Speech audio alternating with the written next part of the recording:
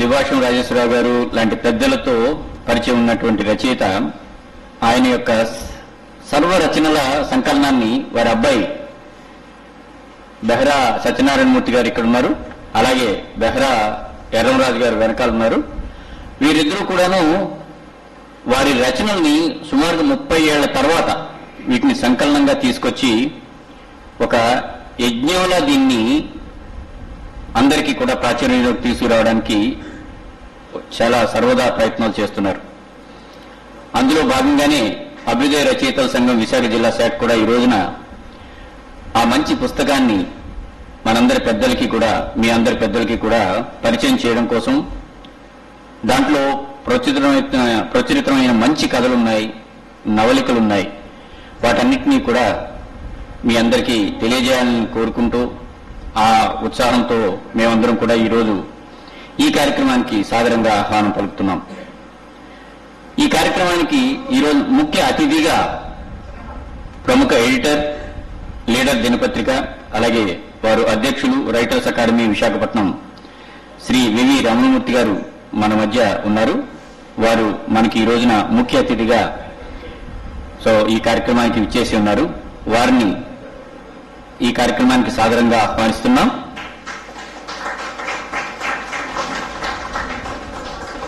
చేయడం కోసం ఉప్పల అప్పలరాజు గారు ప్రధాన కార్యదర్శి, అభ్యుదయ రచయితల సంఘం విశాఖ జిల్లా శాఖ, వారిని కూడా వేదిక మీదకి రావాల్సిందిగా సాదరంగా ఆహ్వానం పలుకుతున్నాం.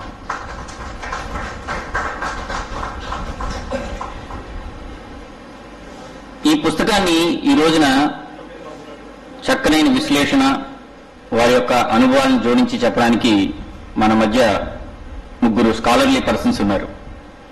వారు డాక్టర్ దామర వెంకట సూర్యారావు గారు, ప్రముఖ విశ్లేషకులు, మాషర్ని వచ్చి ఆశీనులు కావాల్సిందిగా సాదరంగా ఆహ్వానిస్తున్నాం.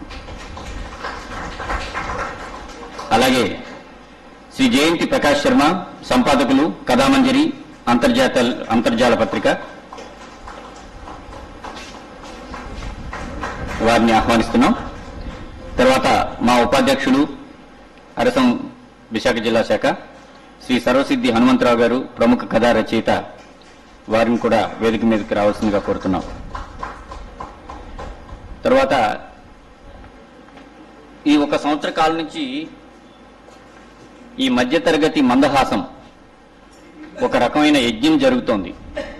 ఆ యజ్ఞాన్ని చేస్తున్న సోమయాజీ శ్రీ బెహ్రా సత్యనారాయణమూర్తి గారు, వారి రెండో అబ్బాయి. దీన్ని భుజాన వేసుకుని ఆయన తిరగని ఊరు లేదు, అలాగే చెయ్యని కార్యక్రమం లేదు. ఎంతో శ్రమ కోర్చి ఆయన ఎక్కడో విజయవాడలో చేస్తున్నా కూడా ప్రతి వారం తప్పనిసరిగా వచ్చి ఎవరైతే అవైలబుల్గా ఉన్నారో వెంకయ్యనాయుడు గారి దగ్గర నుంచి మన మాజీ ఉపరాష్ట్రపతి గారు అందరినీ కలిసి ఈ పుస్తకం గురించి చెబుతూ దాని గురించి ప్రచారం చేస్తూ వారి నాన్నగారి గురించి తపన పడుతున్నారు. ఆయన వారిని కూడా వచ్చి వేదిక మీద ఆశీనులు కావాల్సిందిగా కోరుతున్నాం. శ్రీ బెహ్రా సత్యనారాయణమూర్తి గారు.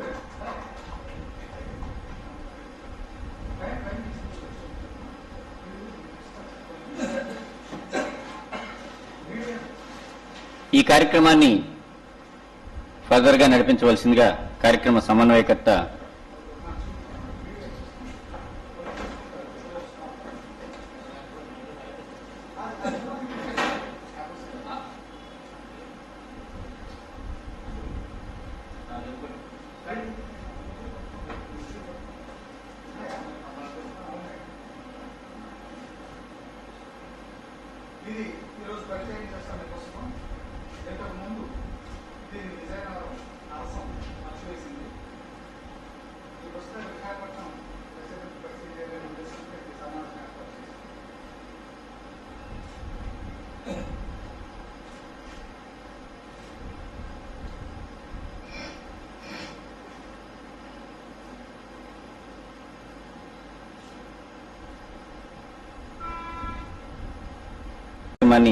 ఫర్దర్గా నడిపించవలసిందిగా కోరుతున్నాం. ఆంధ్రప్రదేశ్ అభ్యుదయ రచయితల సంఘం విశాఖ శాఖ తరపున మరోసారి స్వాగతం, సుస్వాగతం. ఈనాటి కార్యక్రమం వివరాలు ఇప్పటికే చెప్పి ఉన్నాడు మావాడు మన పోతన గారు. ఇది ఈ పుస్తకం పరిచయం అంటే అసలు ఎలా పరిచయం చేస్తారా అని నాకు మొదట బెంగగా ఉంది. 500 పేజీల పుస్తకం, మ్యాగజైన్ సైజు. ఒకవేళ వనేతిరేమిలో కానీ చేసినట్లయితే 1000 పేజీల పుస్తకం కింద లెక్క. ఇది 1000 పేజీలు ఉంటుంది, అది అందులో సగమే పుస్తకం. ఈ 1000 పేజీల పుస్తకాన్ని ముగ్గురు 73 కథలు 2 నవళ్ళు ఉన్నాయి ఇందులో. వీటిని విశ్లేషణాత్మకంగా కొందరు కొన్ని కథల గురించి అని అనుకున్నారు, వివరిస్తారు. వివరించే ముందు మీరు సందేశం కూడా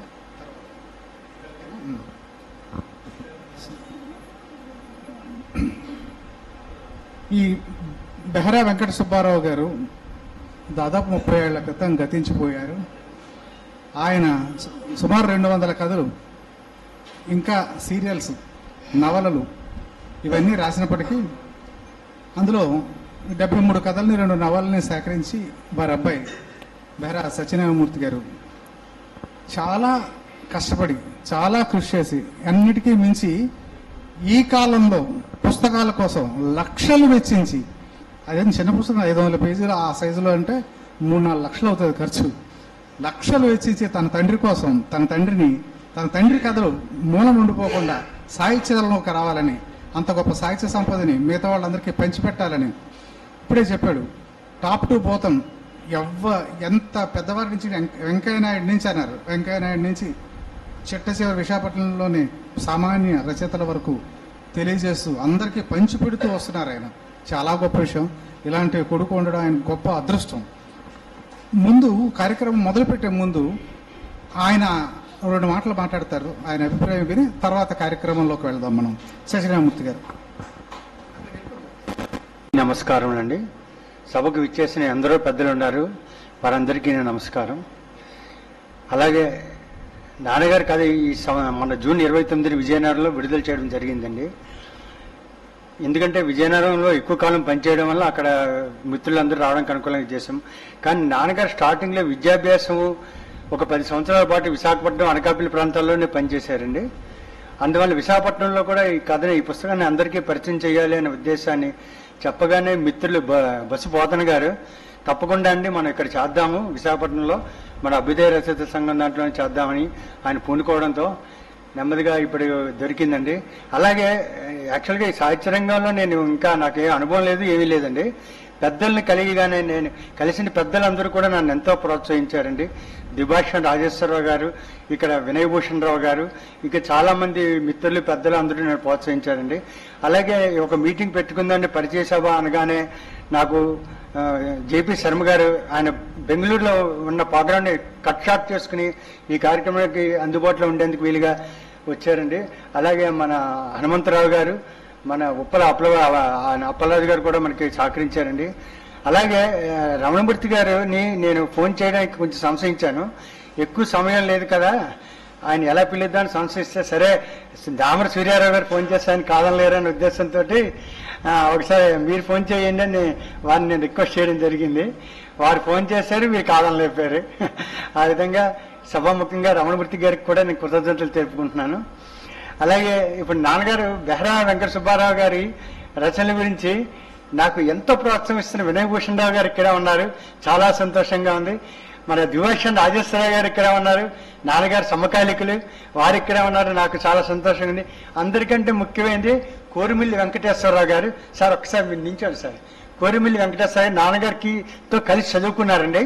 వారు కజిన్ కూడా అవుతారు. కోరిమిల్లి గుప్తేశ్ గారి తమ్ముడు, ఆయన కూడా రావడం చాలా సంతోషం అండి. నాన్నగారితో కలిసి చదువుకున్న ఆయన విశేషాలు చెప్తుంటే నాన్నగారు స్కూల్ టైంలోనే రచయితటండి, అది మాకు తెలియదు. యాక్చువల్గా వారు చెప్పిన విశేషాలు వాళ్ళ బాల్యమిత్రుడు ఈ మధ్య పోస్పాటి మురళీ గారిని కూడా కలియడం జరిగింది.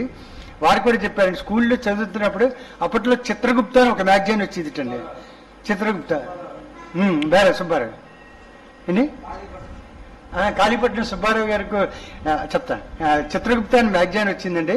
అందులో గుసగుసలోని శీర్షికని, అంటే చెప్పకూడదు ఇప్పుడు, వాళ్ళ టీచర్ల మీద సరదాగా గుసగుస కార్యక్రమంలో కొన్ని ఆర్టికల్స్ రాసేవారట.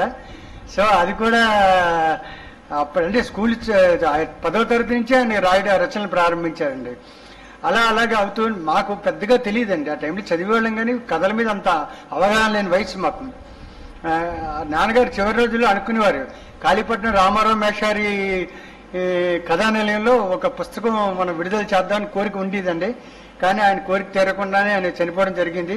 కానీ అప్పటికప్పుడు ఆయన కోరిక మేరకు మా అదృష్టం ఏంటంటే అప్పుడు రామారావు చరిత్రల మీదుగా విడుదల చేసి వాళ్ళ కథానిలయంలోనే మా అమ్మగారికి అంకితం ఇవ్వడం జరిగిందండి ఆ పుస్తకాన్ని.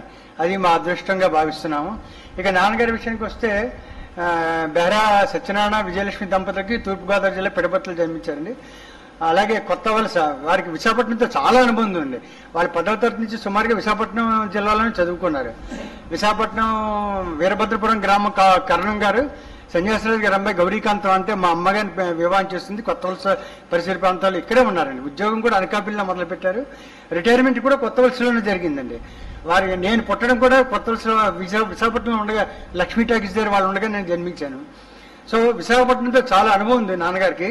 సో ఆ అనుబంధ రీత్యా ఈ రోజు విశాఖపట్నంలో పెట్టాలని నా కోరిక ఇలా తీరుతున్నది. ఇంకా నేను చెప్పదలుచుకుంటే ఎంతైనా చెప్పగలనండి.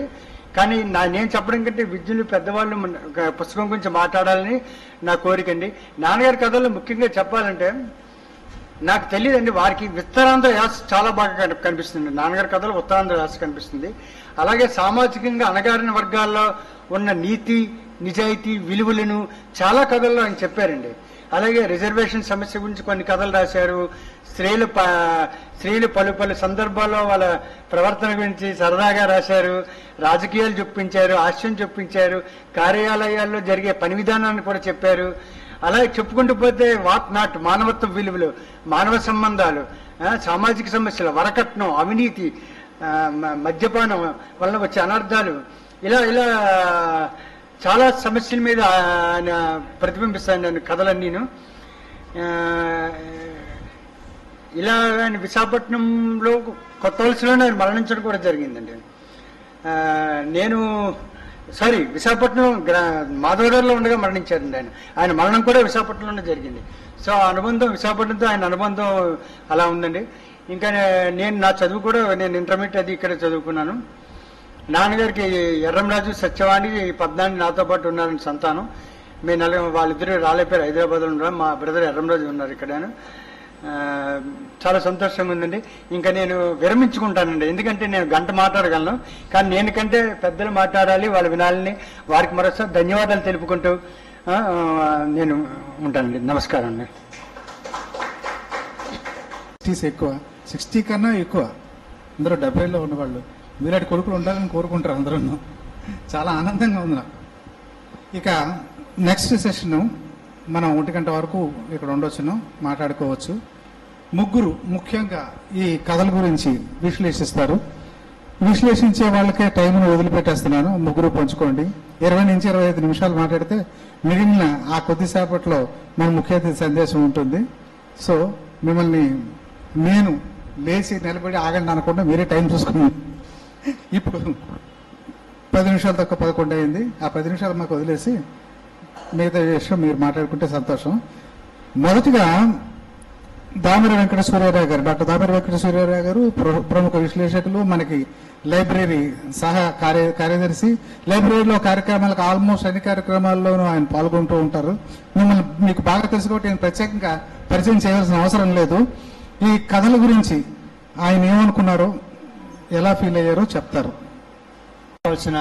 కలిగొట్ల సన్యాసరాజు గారు, చాగంటి సత్యవాణి హాజరు కాలేకపోయారండి. వాళ్ళు అది మీకు తెలియజేస్తుంది.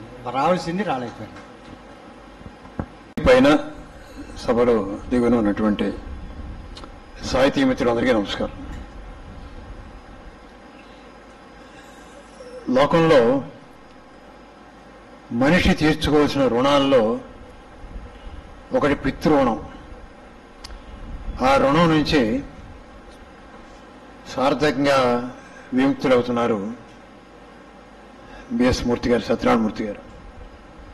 ఎందుకంటే వెనకటి తరంలో గొప్ప సాహిత్యాన్ని సృష్టించి కూడా తర్వాత అది అచ్చులో రాకపోతే ఇందులో ఏదో కథలు చదువుతుంటే ఇవన్నీ గతంలో చదివినవి, చాలా మంచి కథలు. కానీ చాలా వ్యవధి వచ్చినప్పుడు, తరాలు మారుతున్నప్పుడు, అనేక కొత్త భావజాలంతో, కొత్త ప్రక్రియలో, కొత్త శిల్పంతో, కొత్త శైలితో రచనలు వస్తున్నప్పుడు మరి పాత వాళ్ళు కొంత మరుగున పడతారు.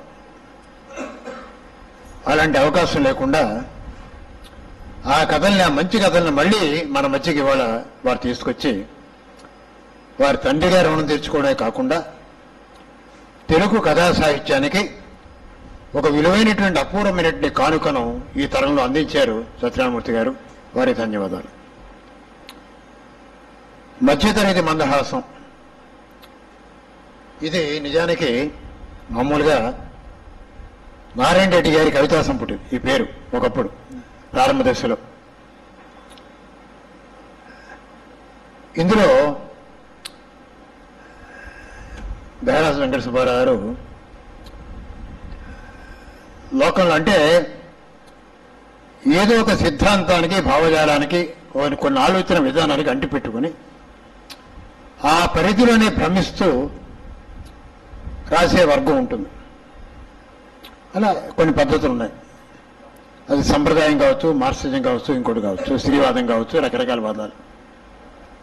కానీ మొత్తం సమాజాన్ని మనిషి కేంద్రంగా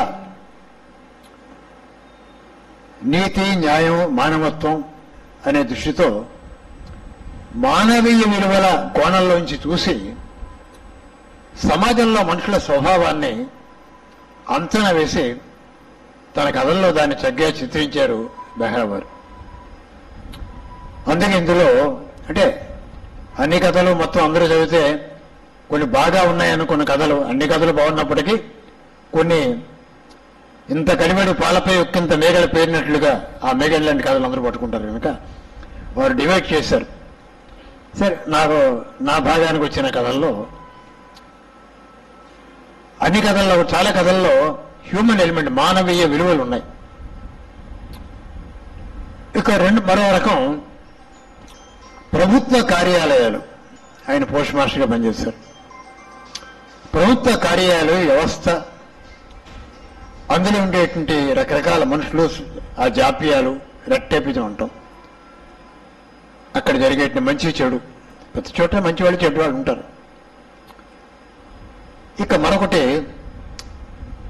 మధ్యతరగతి కుటుంబాల్లో ఉండేటువంటి వ్యవస్థ, వాళ్ళ ఆలోచన విధానం, వాళ్ళ బాధలు, కష్టాలు, భార్యాభర్తల అనుబంధాలు, అత్తాకోళ్ళ అనుబంధాలు, తల్లి కొడుకుల అనుబంధాలు, కొన్ని హాస్యం. హాస్య కథలు మనం ఎప్పుడు తేలిగ్గా చూసి పారేయకూడదు. హాస్యం కూడా మనిషి మనస్తత్వాన్ని, మనిషి ఆలోచన విధానాన్ని, అది కూడా హాస్యం కూడా మానవత్వంలో ఒక భాగమే. అలాంటి హాస్య కథలు ఉన్నాయి. ఇలా ఇందులో మీరు రాసినట్లో కోటేష్ అనే కథ.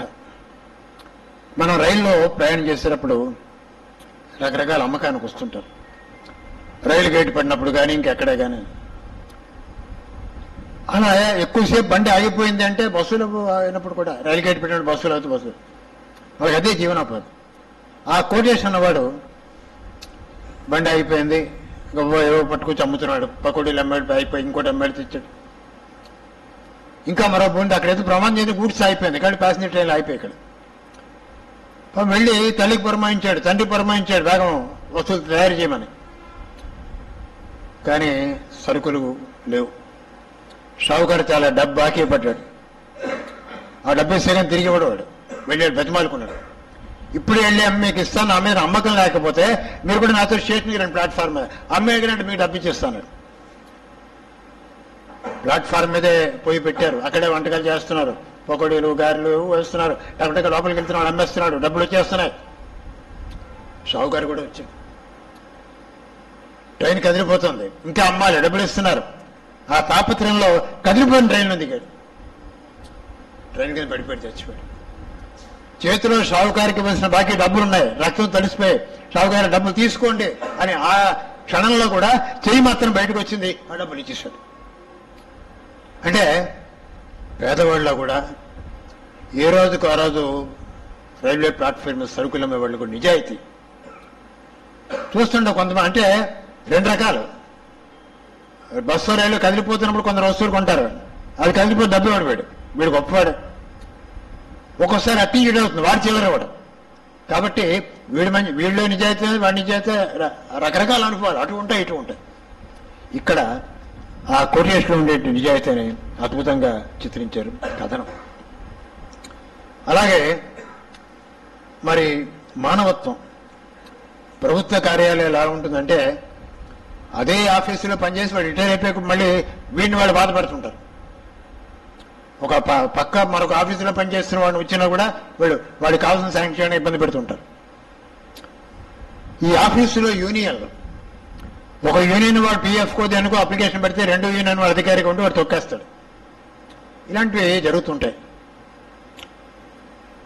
ఈయన పాపం విశ్వనాథంకి విన్సెంట్ అని వాళ్ళు అప్లికేషన్ పెడితే ఆ పై ఆఫీసర్కి వెళ్ళాడు. అదే మీది ఎప్పుడు శాంక్షన్ అయిపోయింది, దయానిధి అన్నట్టు సూపరింటెండెంట్ గారు అడ్డు పెట్టాడు, చేశాడు, ఆలస్యం చేశాడు. అతనికి చెప్పాడు, వీళ్ళిద్దరు ఆ కింద క్లార్క్ చెప్పాడు, మన యూనియన్ కాదండి, వీళ్ళకి కాస్తారు 4 రోజులు లేట్ చేద్దాం. అలా ఇబ్బంది అయింది. ఆఖరికి విశ్వనాథంది ఇచ్చేశాడు. ఆ విన్సెంట్ కూడా ఇచ్చేయండి, నేను పట్టుకెళ్ళి ఇస్తాను, అతను ఊళ్ళో లేదంటే అతను పోస్ట్ చేస్తామండి. పోస్ట్ డిలే అయిపోతుంది, పని జరగదు. అతనికి ఏదో పని పెట్టుకున్నాడు. ఇలాంటి పరిస్థితుల్లో ఈ దయానిధి సూపరింటెండెంట్కే తన కొడుకు బ్యాంకులో ఉద్యోగం ఏదో ఇచ్చి డిపాజిట్ కట్టాల్సింది అందరి డబ్బుల్లో. అప్పుడు విన్సెంట్ ఆదుకున్నాడు. అంటే అపకారం ఉపకారం అంటామే అది. అంటే తను ఎవరికైతే హాని చేయబోయాడో, అంటే ఏమీ లేదు, ఏం శాంక్షన్ అయ్యేది, ఎప్పుడైనా డబ్బు రావాల్సిందే. అంటే ఒక మనిషిలో ఉండే ఒక రకమైన వింత ప్రవృత్తి, సాధ్యం వెయిట్ చేద్దాం, వీళ్ళు మన యూనియన్ వాడు కాదు కాబట్టి. కానీ ఎవరికైతే అపకారం చేయబోడో వాడి వల్ల ఉపకారం పొంది ఆ విన్సెంట్ అక్కడ డబ్బు తెచ్చి ఇచ్చాడు. ఇలా ఇది మానవత్వం. అలాగే మానవత్వం మరోసారి చచ్చిపోయింది. ఎక్కడి నుంచి వస్తున్న ప్రయాణం విజయనగరం నుంచి, దానిలో యాక్సిడెంట్ ఒక చావు బతుకలు ఉన్నాడు. వెంటనే తీసుకెళ్తే ఎక్కడ ఏ బస్సు లారీ ఆపలేదు, బస్సు ఆపలేదు, ఎవడు ఆపలేదు. బస్సు డ్రైవర్ తీసుకెళ్తానండి, హాస్పిటల్లో జాయిన్ చేసి అందరూ చూసే బాధ్యత మీద అలా అయితేనే వస్తాడు. కానీ ఇద్దరు కూడా బాధ్యత తీసుకోలేదు. ఒక ఆయన నేను మా ఊరెళ్ళి ఫోన్ చేస్తాను అని వెళ్ళిపోయాడు, తిరిగి రాలే. ఈ రెండో వ్యక్తి అయితే ఇక్కడ కొన్ని ఇబ్బందులు ఉన్నాయి. పోలీస్ కేసు, పోలీసులు, కోర్టులు, సాక్ష్యాలు ఇవన్నీ ఉంటాయి, అందుకు భయపడతారు. అంటే ఒక మధ్యతరగతి మనిషి సాధారణమైనటువంటి భయాలు సాయం చేయాలి ఉంటుంది లోపల, కానీ లోపల భయం, పోలీసులు వాళ్ళు కోర్టులు తిరగాలి అని ప్రశ్నలు అడుగుతారు. ఇవన్నీ నిజమే, యథార్థమే. ఆసుపత్రులు కూడా వెంటనే జాయిన్ చేసుకోరు, ఇవన్నీ ఉంటాయి. మెడికల్ లీగల్ కేసు అంటారు, అందరూ భయపడిపోయాడు. ఆ తర్వాత తెలిసింది ఆయన చచ్చిపోయాడు. వారింటికి ఎస్ఐ వచ్చాడు, ఆయన వేరే పని మీద వచ్చాడు, ఈయన భయపడ్డాడు. అప్పుడు ఈయన ఆ సమయానికి ఈయన స్పందించి ఉంటే, బాధ్యత తీసుకొని ఉంటే ఆ మనిషి బతికబడాడు. ఇలాంటి సంఘటనలు చాలా చూస్తాం. ఇవాళ అయితే రోడ్డు మీద యాక్సిడెంట్ అయితే పెద్దవాళ్ళు సాయం చేస్తారు, ఈ తరం కుర్రాళ్ళు అయితే ఫోటో తీసి వాట్సాప్లు పెట్టి అందరికీ పంపిద్దామని చూస్తున్నారు, అంతేగాని సాయం చేద్దాం అనుకోవట్లేదు. యాక్సిడెంట్ అయిన మరుక్షణాల్లో మన ఫోటోలు వచ్చేస్తున్నాయి. ఇది ఇవాళ పరిస్థితి. అలా మానవత్వం మరుగున పడి మానవత్వం మరోసారి చచ్చిపోయింది అని రాశారు. అలాగే మాతృమూర్తి, ఇందులో స్త్రీపరమైన స్త్రీ స్వేచ్ఛ గురించి, స్త్రీ ఆలోచన గురించి, వరకట్నం గురించి సుబ్బారావు చాలా, అంటే ఆయన ఏదో ఒక సిద్ధాంతాన్ని కట్టుబడినట్టుగా చెప్పలేకపోయినప్పటికీ కూడా ఆయన ప్రతి కథలోని కూడా ఒక అభ్యుదయ భావం ఉన్నది, సమాజంలో మార్పును గురించినటువంటి ఆలోచన ఉన్నది. ఆ రోజుల్లో మాతృమూర్తి కట్నం తీసుకుని పెళ్లి చేసుకుని తండ్రి సంబంధించాడు, ఎవరో తెచ్చారు, ఇష్టపడలేదు, పెళ్లి చేసుకున్నాను. ఆఖరికి తను ఎదురుగుండా ఉన్న ఇంట్లో 40 ఏళ్ల వాడు, తనకన్నా చాలా పెద్దవాడు, భార్య పోయింది, వాళ్ళ పిల్లలు చాలా చనిపోయారు. తనకి అతన్ని పెళ్లి చేసుకుంటారు, తిట్టారు. రెండో పెళ్లి వాడు అతను చేసుకోవడం, మేము కట్నం ఇస్తే ఎంతో కొంత అని. మీరు నాకు కట్నం ఇచ్చుకొని పెళ్లి చేయలేను, మీరు ఆ కట్నం ఇవ్వలేరు, వద్దు. అతను చాలా ఆదర్శాలను వాడు, మంచివాడు, ఆ పిల్లలు నాకు బాగా చనిపోయారు, నేను పెళ్లి చేయాలి ఆయన చెప్పాడు. అతను భార్య పోయింది. అతని శారీరక పరిస్థితి చెప్పాడు, మళ్ళీ నీకు సంతానం కలిగే యోగ్యత లేదు, అయినా సరే ఈ పిల్ల నా పిల్లగా చూసుకుంటాను అని ఆవిడ తన మాతృత్వాన్ని త్యాగం చేసి ఆ పిల్లలకు మాతృమూర్తిగా వెళ్ళింది. ఒక స్త్రీ అంటే ఇలాంటి వాళ్ళు ఉంటారా? అక్కడక్కడ ఉండొచ్చు. అంటే అరుదుగా ఉండే మానవ లక్షణాన్ని కూడా సాధారణీకరణం చేసి, అంటే జనరలైజ్ చేసి సమాజానికి ఒక ఆదర్శం చూపించడం అనేది మనకు కనిపిస్తుంది. అలాగే నా స్త్రీ స్వాతంత్రం అర్హతి అన్నారు. ఉద్యోగం వస్తుందంటే తల్లిదండ్రులు ఇష్టపడలేదు. అంటే ఇవన్నీ కూడా ఇవాళ కాలం మారింది. ఆయన కథ రాసినవన్నీ 70లు 80లు 90లు ముందర రాసిన, 80లు ముందర 70 రాసిన కథలు కనుక మనం అప్పటి సామాజిక పరిస్థితులను బట్టి అప్పుడు తెలుగు సమాజం, అప్పటి ఆచార్య వాళ్ళ ఆ కోణంలో ఇవాళ ఆలోచించాలి. ఇవాళ కొంత మారిపోయింది. మరి ఈవిడ కూడా ఉద్యోగం వచ్చింది నాన్న అంటే తండ్రితో కూడా చెప్పలేదు, ఉద్యోగం చేయడానికి నేను పెళ్లి చేసుకోను, ఉద్యోగం ఇష్టం లేదన్నారు. తల్లి అంది, అలా పక్కింటి వాళ్ళ ఆవిడకు ఉద్యోగం వస్తే తండ్రి పెళ్లి చేయకుండా ఉద్యోగం చేయిస్తున్నారు, కూతురు సంపాదన ఆధారపడ్డారు అనేవాళ్ళు అలాంటివి ఇప్పుడు ఉంటారు. కానీ వాళ్ళు అందరూ స్వేచ్ఛగా ఉద్యోగాలు చేస్తున్నారు, భర్తను వాళ్ళు ఎంపిక చేసుకున్నారు. ఆవిడ ఉద్యోగం చేస్తాను, పెళ్ళయింది. పెళ్లి చేసుకున్నాక భర్త మనకు బాగా డబ్బు ఉంది, ఉద్యోగం మానేయమన్నాడు. ముందు మాన్నది, సరే ఉద్యోగం మానేసింది. అత్తగారి సాధింపులు, ఇలా స్త్రీ ఉద్యోగం చేస్తున్నా చేయకపోయినా మానేసినా ఆ అత్తకోళ్ల సాధింపులు. ఒక స్త్రీ సమాజంలో ఎంత విద్యావంతురాలైనప్పటికీ కూడా, ఎంత సంస్కారవంతులైనప్పటికీ కూడా ఆవిడే పడే కష్టాలు ఏమిటి అని చెప్పారు. ఇందులో నిజాయితీ 1, 2 కథలు, నిజాయితీ పేరు మీదనే 2 కథలు, 2 సందర్భాలు, 2 పత్రికలు వచ్చాయి. ఆ 2 కథలు కూడా చాలా గొప్ప కథలే. ఒక ఇంట్లో మామూలుగా వస్తువులు పోయినటువంటి మొట్టమొదటి అనుమానం మరి ఎవరి మీదకి వస్తుంది? పని మనిషి మీదకి వస్తుంది. ఓ సందర్భంలో పని మనిషే తీయచ్చు, ఓసారి ఇంటికి వచ్చిన బంధువులే తీయచ్చు, ఎక్కడ మనమే మర్చిపోవచ్చు.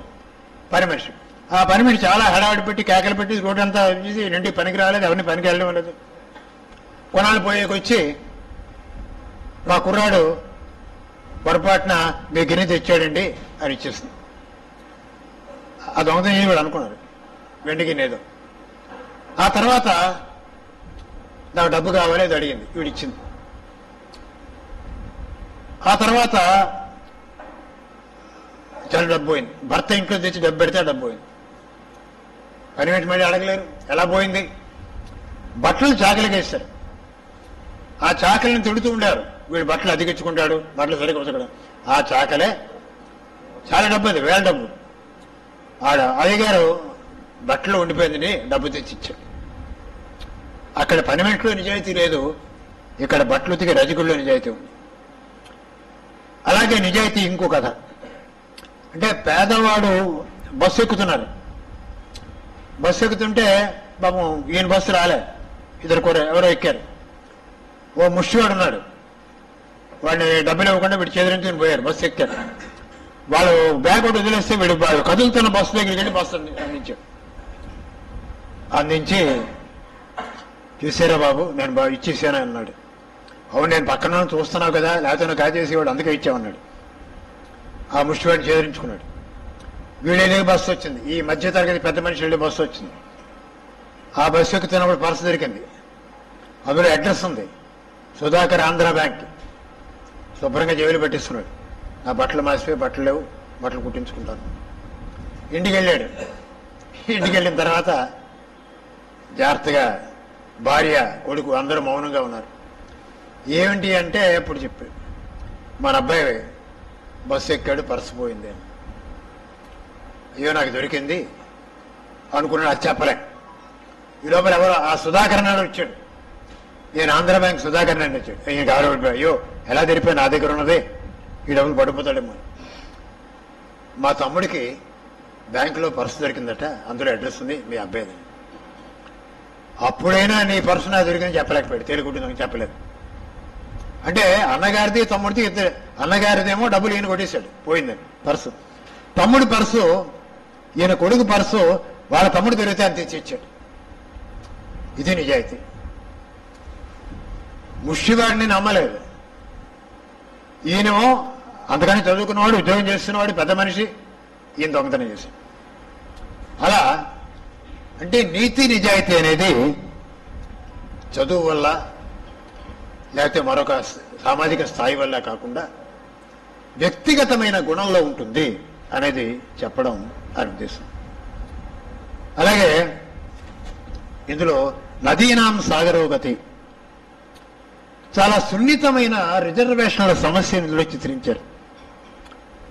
అగ్రవర్ణంలో పుట్టినటువంటి తన కొడుకు నాకు ఉద్యోగం రాదు, అలాగే మా మిత్రుడు కూడా రాలేదు, పలానా వాళ్ళకి వస్తున్నాయి తక్కువ మార్కులు వచ్చినా ఈ చదువు వ్యర్థం అని బాధపడుతుంటే, నాయన అది తప్పేం కాదు, నీకు ఇవ్వాల్సిన వాటిలో నువ్వు పోటీ చేయి, వాళ్ళకి ఇవ్వాల్సిన వాళ్ళు పోటీ పడతారు.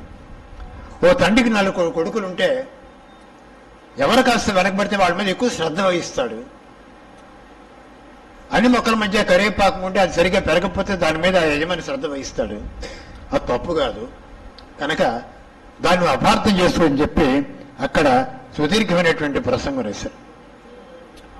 అలా సున్నితమైన రిజర్వేషన్ వ్యవస్థ మీద తన కొడుకు అతనిలో ఉండేటువంటి నిరాశని, నిస్పృహని పారద్రోలి, నువ్వు కష్టపడి పనిచేయి, నీకున్నటువంటి 100లో నీకున్న 50, 60 ఉద్యోగాలని వాటి మీద నువ్వు పోటీపడు, ఆ మిగతా 30 మీద 40 మీద నీకెందుకు జోక్యం అని నచ్చ చెప్పినటువంటి తండ్రి పాత్ర ఇందులో కనిపిస్తుంది.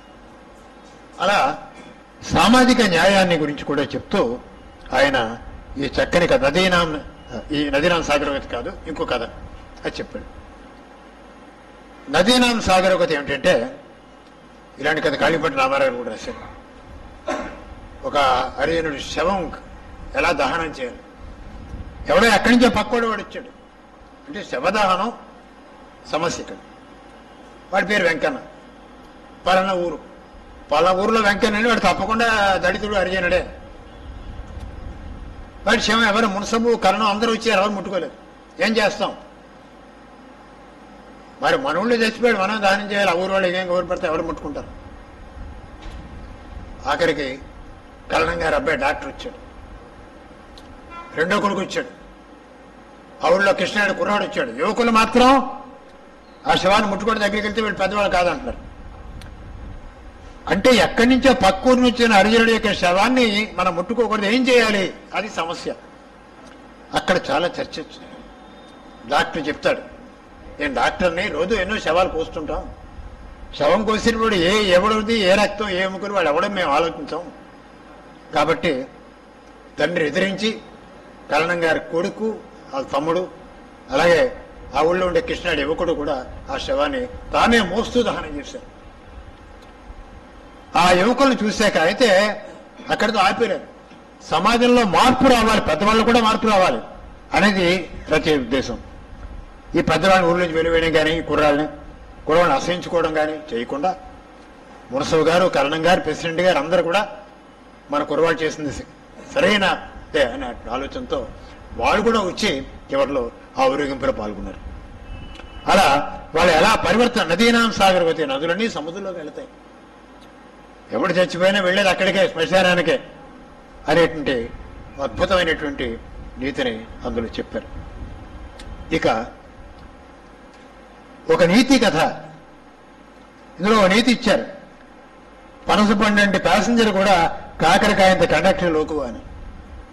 అంటే ఇది ఆర్టీసీలో పనిచేసే కండక్టర్ల మీద విమర్శ. అంటే అందరూ అలా ఉంటారని కాదు, చిల్లర డబ్బులు కాజేసేవాడు అని అర్థం. అలా ముసలావిని బస్సు ఎక్కినవాడు, ఎవరికి చిల్లరవాడు. ఈయన పాపం ఒక ప్యాసింజర్ నిజాయితీపరుడు, ఆయన కండక్టర్ని మందలిస్తాడు, ఏమేమి చిల్లర వేయ్యా ఇలా అని. కొంతమంది ప్యాసింజర్లు కండక్టర్ని సపోర్ట్ చేసిన, ఏమయ్యా కుక్క పని కుక్క చేయాలి, గాడి పని గాడి, నీకెందుకే నేను అధికారివా, నీకెందుకు కండక్టర్వా, ఆయన పని చేసుకోను. ఇలా సామాజిక బాధ్యత గలవాడు బస్సులైనా రోడ్డు మీద ఎక్కడైనా తన పని చేసి తప్పు కాదు, నీకేం సంబంధం. ఎవరి మట్టి వాడు నాకేం సంబంధం అని అనుకుంటే సమాజం ఇలాగే అస్తవ్యస్తంగా ఉంటుంది. కానీ కండక్టర్ ప్యాసింజర్ మీద గురి పెట్టుకున్నాడు. ముసలావిడ బస్సు ఎక్కితే ముసలావిడ తోసేశాడు జిల్లా లేదంటే. 18 రూపాయలు 30 వేలు 18 30 పైసలు ఇవ్వాల్సిందే, 19 ఇచ్చిన జిల్లా లేదంటే ఆవిడ. అప్పుడు ఈయన డబ్బులు ఇచ్చాడు కండక్టర్కి, ఆవిడ తరఫున ఇస్తాను ఇచ్చి ఇదంతా గుర్తుపెట్టిన కండక్టర్ సాయం పూట మళ్ళీ ఇతను వస్తుంటే ఖాళీ ఉన్నప్పటికీ తలుపు వేసేసి నక్కనివ్వలే. అలా వ్యవస్థలో మంచితనానికి, పరోపకారానికి, నిజాయితీకి పౌరుడు సామాజిక బాధ్యత నివర్తించినందుకు ఎలాంటి జరుగుతుండే ఒక నీతి కథ ఆయన రాశారు.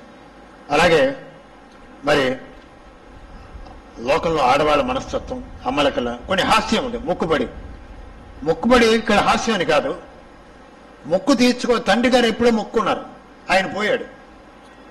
ఆయన మొక్కుబడి పాపం వీళ్ళు ఏం చేశారు, ఇంట్లో ఆడవాళ్ళు పిల్లలకి ఏమీ లేవని ఆ మొక్కుబడి కోసం ఆయన దాచినటువంటి వెండి వస్తువు ఏదో కరిగించేసి పిల్లలకి పట్టీలు చేయించినాడు. మరికొంత వేసి అయ్యో నాన్నగారు మొక్కు ఉంటే నువ్వు బాధపడుతున్నాడు ఆయన చెప్పకుండా చేశారు. ఆయన బాధపడ్డాడు.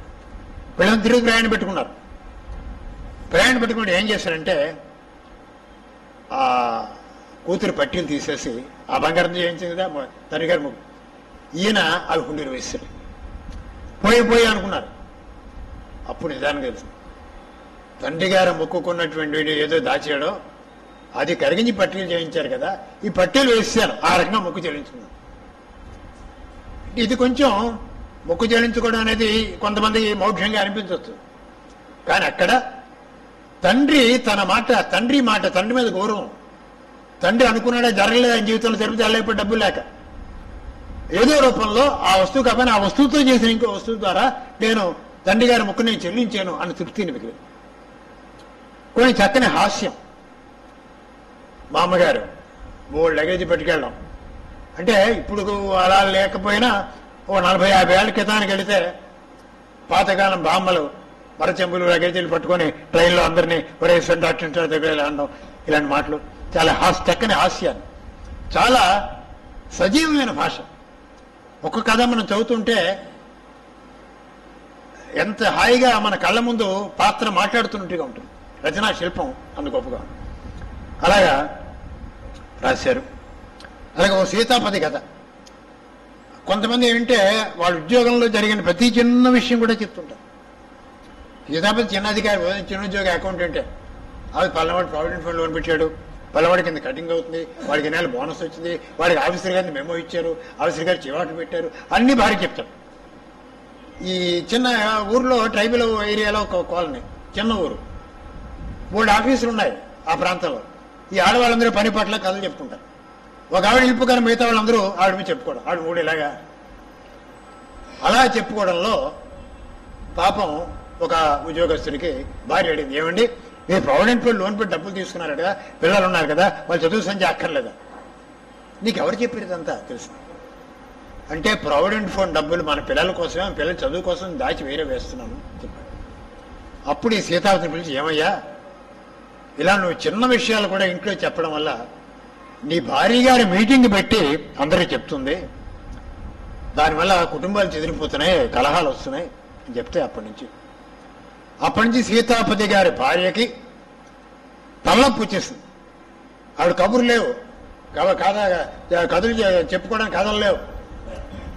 ఇది అంటే ఆడవాళ్ళ అంటే ఈ కొడుతుల్లో ఆడవాళ్ళు చదువుకున్నారు, ఉద్యోగాలు చేస్తున్నారు, రకరకాల టీవీలు ఫోన్లు కాలక్షేపాలు వచ్చాయి. కానీ వెనకటి తరంలో ఈ కాలక్షేపాలు లేనప్పుడు అంటే అమ్మ లెక్కలు అన్నమాట మనం వాడతాం, ఇందులో కూడా మాట వాడారు. ఆ అమ్మ లెక్కల కబుర్లు ఎలా ఉండేవో వాటిలో ఉండే మంచిని చెడుని కూడా చక్కగా విశ్లేషించారు. ఇలా టైం అవుతుంది. ఆ విధంగా చక్కని మానవీయ విలువలతో మనుషుల్లో ఉండే మంచిని చెడుని భిన్న మనస్తత్వాల్ని సామాజిక దృష్టితో విశ్లేషించి రాశారు.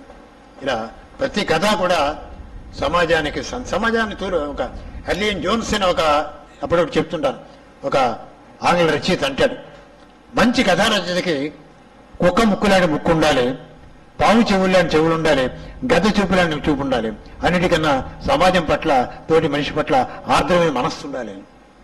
బెహరా వెంకట సుబ్బారావు గారికి సమాజం పట్ల, సాటి మనుషుల పట్ల ఆర్ద్రమే మనస్సు ఉంది. సమాజంలో జరిగే ప్రతిదాన్ని కూడా ఆయన వాసన చూశారు, గలతగలతో చూశారు. పాము చెవులు లేకపోవచ్చు, పాము చెవులు అంటాం, చెవులతో విన్నారు. ఆయన అనేక ఊళ్ళో ఉత్తరాంధ్ర ప్రాంతాల్లో పనిచేశారు. కొత్త వలసలో రిటైర్ అని చెప్పారు. అక్కడ సమాజాన్ని పరిశీలించారు.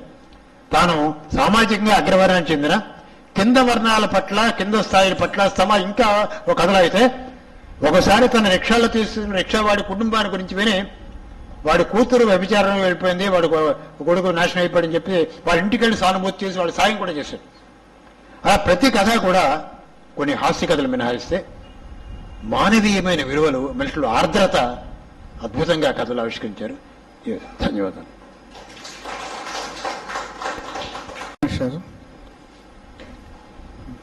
వెంకట సుబ్బారావు గారి కథల గురించి, కథల్లోని నిజాయితీ, 2 నీతి కథలు, దొంగ బుద్ధి గురించి, స్వభావం గురించి, హాస్య కథల గురించి, ఆడవారి మనస్తత్వం గురించి, ఇలా మొక్కు రకరకాల యాంగిల్స్లో, అన్ని యాంగిల్స్లో బాగా టచ్ చేశారు. చాలా డీప్గా, అంటే మామూలుగా కథ చదివితే మనకు అలా అనిపించకపోవచ్చును, ఆయన చెప్పిన తర్వాత చదివితే అవును ఇందులో ఇది ఉందని తెలుస్తుంది. ఒక్కోసారి పాఠకుడు కూడా పసిగట్టలేని వాడు విషయాన్ని పరిశీలకులు పసిగడతారు. అదే పరిశోధన. ధన్యవాదాలు మేషారు. ఈ మొక్కు కథ మాత్రం నాకు టచ్ అయింది. మొక్కు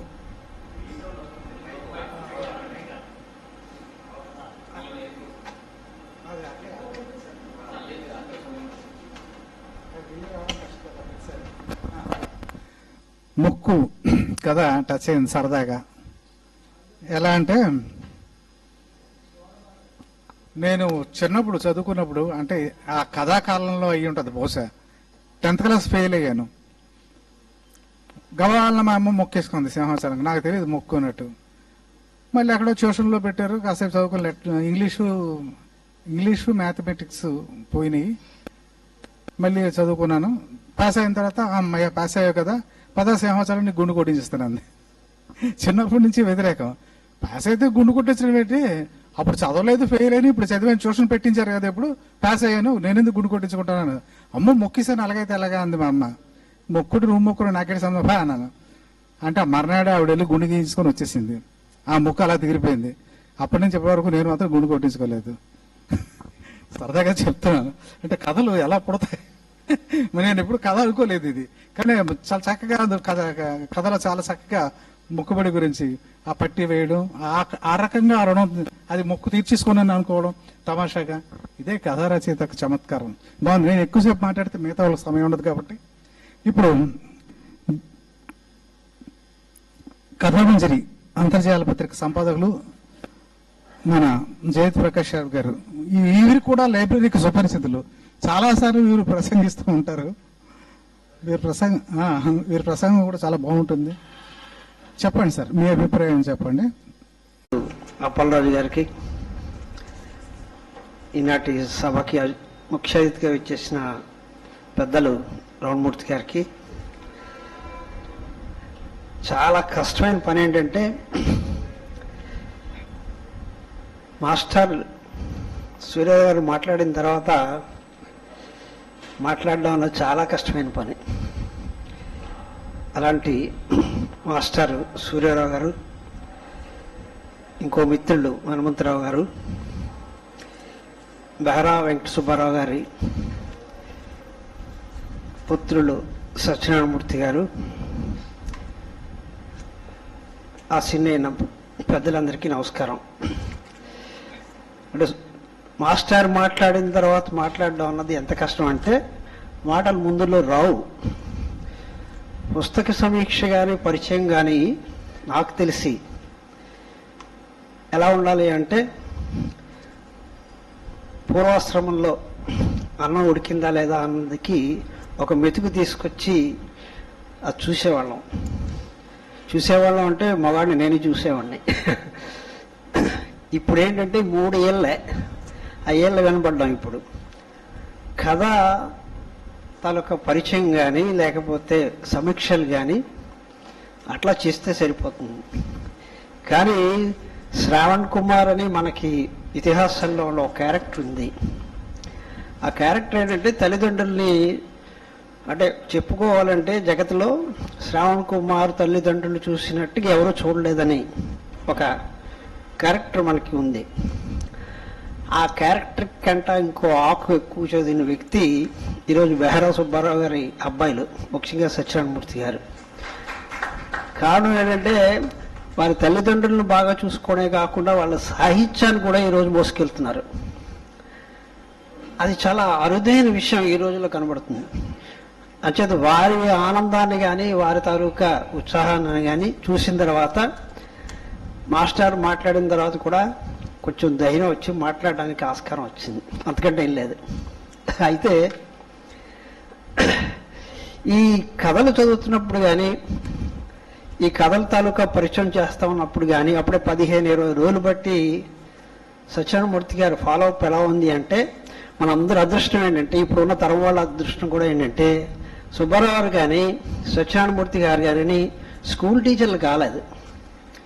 స్కూల్ టీచర్లు అయ్యి ఉండి ఉంటే సిలబస్ వాళ్ళే ఇచ్చేవారు, అంతవరకు బాగానే ఉంటుంది. ఐఎంపీ ఇవే పరీక్షల్లో వస్తాయని చెప్పి వాళ్ళకి ప్రశ్నలు కూడా చెప్పేసేవారు, అంతవరకు బాగానే ఉంటుంది. జవాబులు కూడా రాసి ఇచ్చేసేవారు. రాసి ఇచ్చిస్తే ఇంకా పరీక్షలు పోయిన వాళ్ళు ఎవరో ఉండరు, అవి చదువుకుని పరీక్షకి వెళ్ళేవారు. నా పరిస్థితి కూడా అంతే. అంటే అదొక రకమైన ఉత్సాహం, దాన్ని నేను తప్పట్టం లేదు. కానీ కథ సమక్ష అంటే ఈ సభ ఉంది, ఆ సభలో ఈ కథలతో ఒక గిస్ట్ ఇది అంటూ చాలా రకాలైన కష్టపడి ఆయన అందరినీ కొంచెం సమాచారం అందజేశారు. అవన్నీ చూసిన తర్వాత తప్పించుకోవడం అనేది చాలా కష్టమైన పని. అలాగేంటంటే ఈరోజు ఈ పరిచయ కార్యక్రమంలో నాకు కొన్ని సిలబస్ ఇచ్చారు, కొన్ని కథలు. ఆ కథల్ని కోర్స్ నేను ఆ కథలే కాకుండా మిగతా కథలు చదివాను. కానీ ఆ కథల్లో నేను ఇందాక చెప్పినట్టు కొన్ని కథలను సృష్టించడానికి ఆస్కారం ఉంది. కారణం ఏంటంటే అవి మాస్టర్ కొన్ని కథల గురించి చెప్పారు, నేను కొన్ని కథల గురించి చెప్తాను.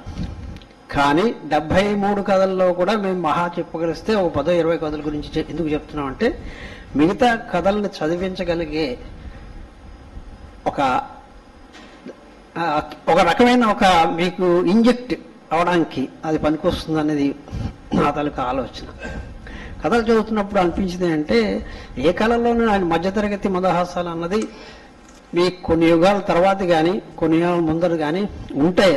మధ్యతరగతి కుటుంబాలు ఉన్నంత వరకు కూడా ఒక ఆంగ్ల కవి అన్నాడు, కుటుంబ వ్యవస్థ ఉన్నంతకాలం కూడా కథలు ఉంటుందని చెప్పేసి. కుటుంబ వ్యవస్థలో మధ్యతరగతి వాళ్ళు ఉన్నంత వరకు కూడా కథ చచ్చిపోదు. ఏ కథని ఏ భాష అయినా సరే ఖచ్చితంగా చచ్చిపోదు.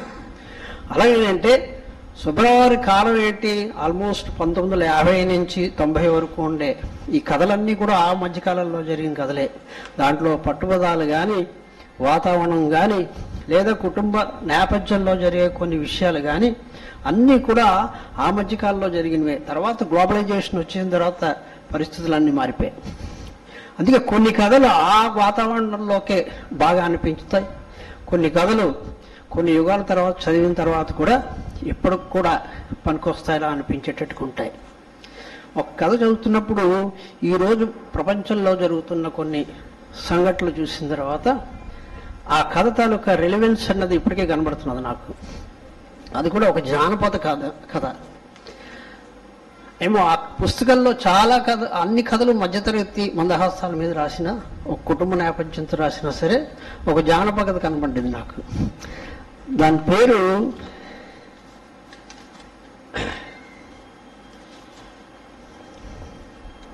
శాంతిప్రియ. అది ఆంధ్ర సచిత్ర వారి పత్రిక 18/5/86లో ప్రచురితమైన కథ. అది ఆ కథ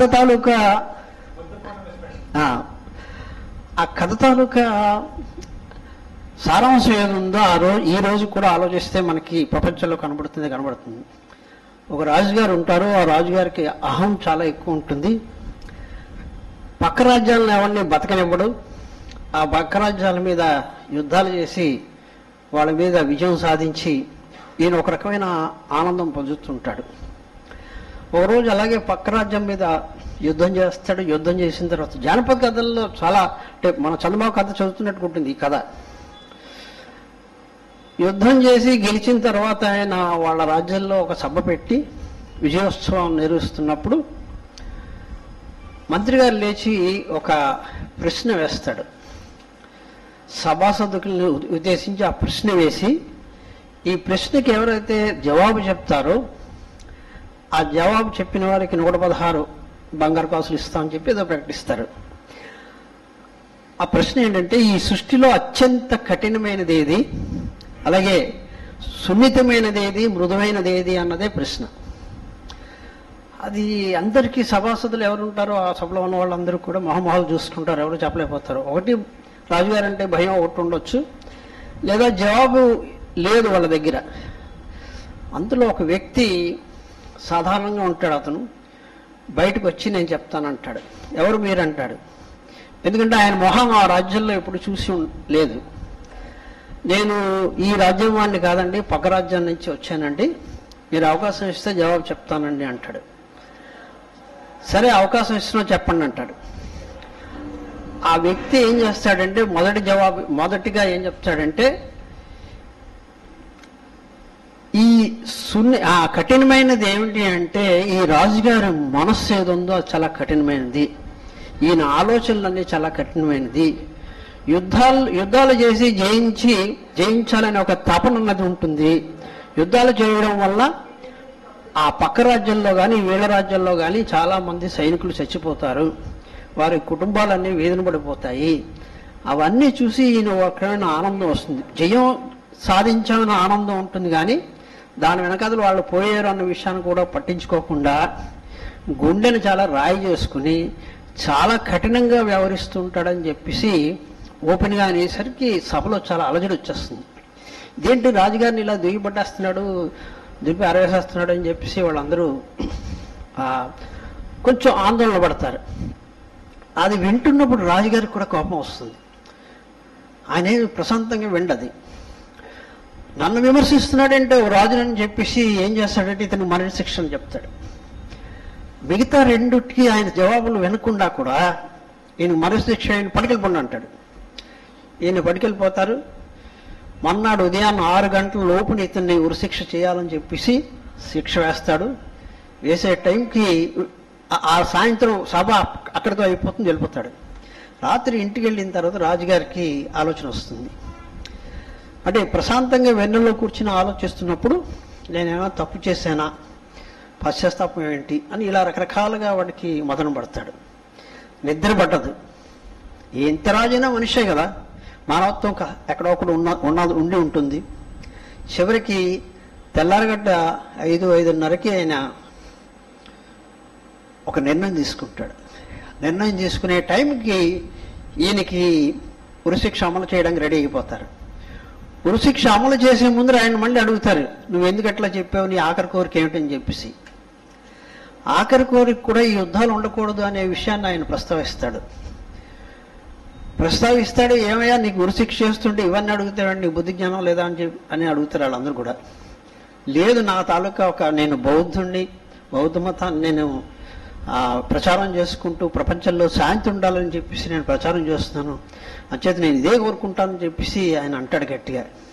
కానీ వాళ్ళు అవన్నీ వినకుండా ఆల్మోస్ట్ అమలు చేయడానికి రెడీగా ఉంటారు. అదే సమయంలో రాజుగారు వచ్చి టక్కున ఉరిశిక్షణ ఆపమంటాడు. అందరూ ఆశ్చర్యపోతారు, ఏంటి ఇట్లా రాజుగారు వచ్చి ఇలా ఉరిశిక్ష ఆపమంటున్నారని చెప్పి. లేదు, ఆయన చెప్పిన దాంట్లో పాయింట్ ఉంది, అంచేత యుద్ధం అన్నది కరెక్ట్ కాదు, నాకు కొంత పరివర్తన వచ్చింది, అంచేత ఉరిశిక్ష వేయొద్దు, అమలు చేయకండి ఆపేస్తారు. ఆపేసిన తర్వాత అడుగుతారు, మరి కరెక్టే కానీ సున్నితమైంది మృదువైంది ఏమిటి అని అడుగుతారు. రాజుగారు హృదయం ఉంది చూసారా, ఆ హృదయం సున్నితమైంది మృదువైంది. ఎందుకు ఆలోచించాడు. రాత్రంతా ఆలోచించిన తర్వాత ఖచ్చితంగా ఆయన ఆ మృదువైన ఏదైతే హృదయం ఉందో అది కదిలి మరణశిక్ష ఆపేరు అని చెప్పేసి ఆయన చెప్తాడు. చెప్పిన తర్వాత ఆయనకి వదిలేస్తారు, ఆయన నడుచుకుంటూ వెళ్ళిపోతాడు. ఈ కథ అంటే నాకు ఉన్న అన్ని కథల్లో కూడా రెలవెన్స్ ఈ రోజు కూడా అది వర్తిస్తుందనే ఒక ఆలోచన నాకు వచ్చింది. అంటే అది చదవగానే ఒకసారి గుండె తడయింది అనమాట. అలాగే నేను కూడా ఒక ట్రేడ్ యూనియన్ బ్యాక్గ్రౌండ్ నుంచి వచ్చిన వ్యక్తిని. స్టేట్ బ్యాంక్ ఆఫ్ ఇండియాలో నేను పనిచేశాను, ఆర్గనైజేషన్గా ఆల్ ఇండియా లెవెల్లో పనిచేశాను. నాకు కొన్ని విషయాలు అనుభవం ఉన్నాయి. ఈ కథలో ఒక కథ చదువుతున్నప్పుడు టక్కున ఒకసారి నాలో ఉండే ఒక ట్రేడ్ యూనియన్ నాయకుడు తాలూకు ఆలోచనలు బయటకు వచ్చాయి. ఒకసారి ఒక ప్రభుత్వ ఉద్యోగులు సమ్మె చేస్తుంటారు ఒక కథలో. ఆ సమ్మె చేయడానికి వాళ్ళు నోటీస్ ఇస్తారు. మనకేవో కోరికలు ఉంటాయి, మనం రేపటి నుంచి సమ్మె అంటారు, స్టార్ట్ అవుతుంది. సమ్మె స్టార్ట్ ఇండెఫినిట్ స్ట్రైక్ అది కూడాను. మధ్యలో ఏమవుతుంది అంటే కొంతమంది జారిపడుతుంటారు.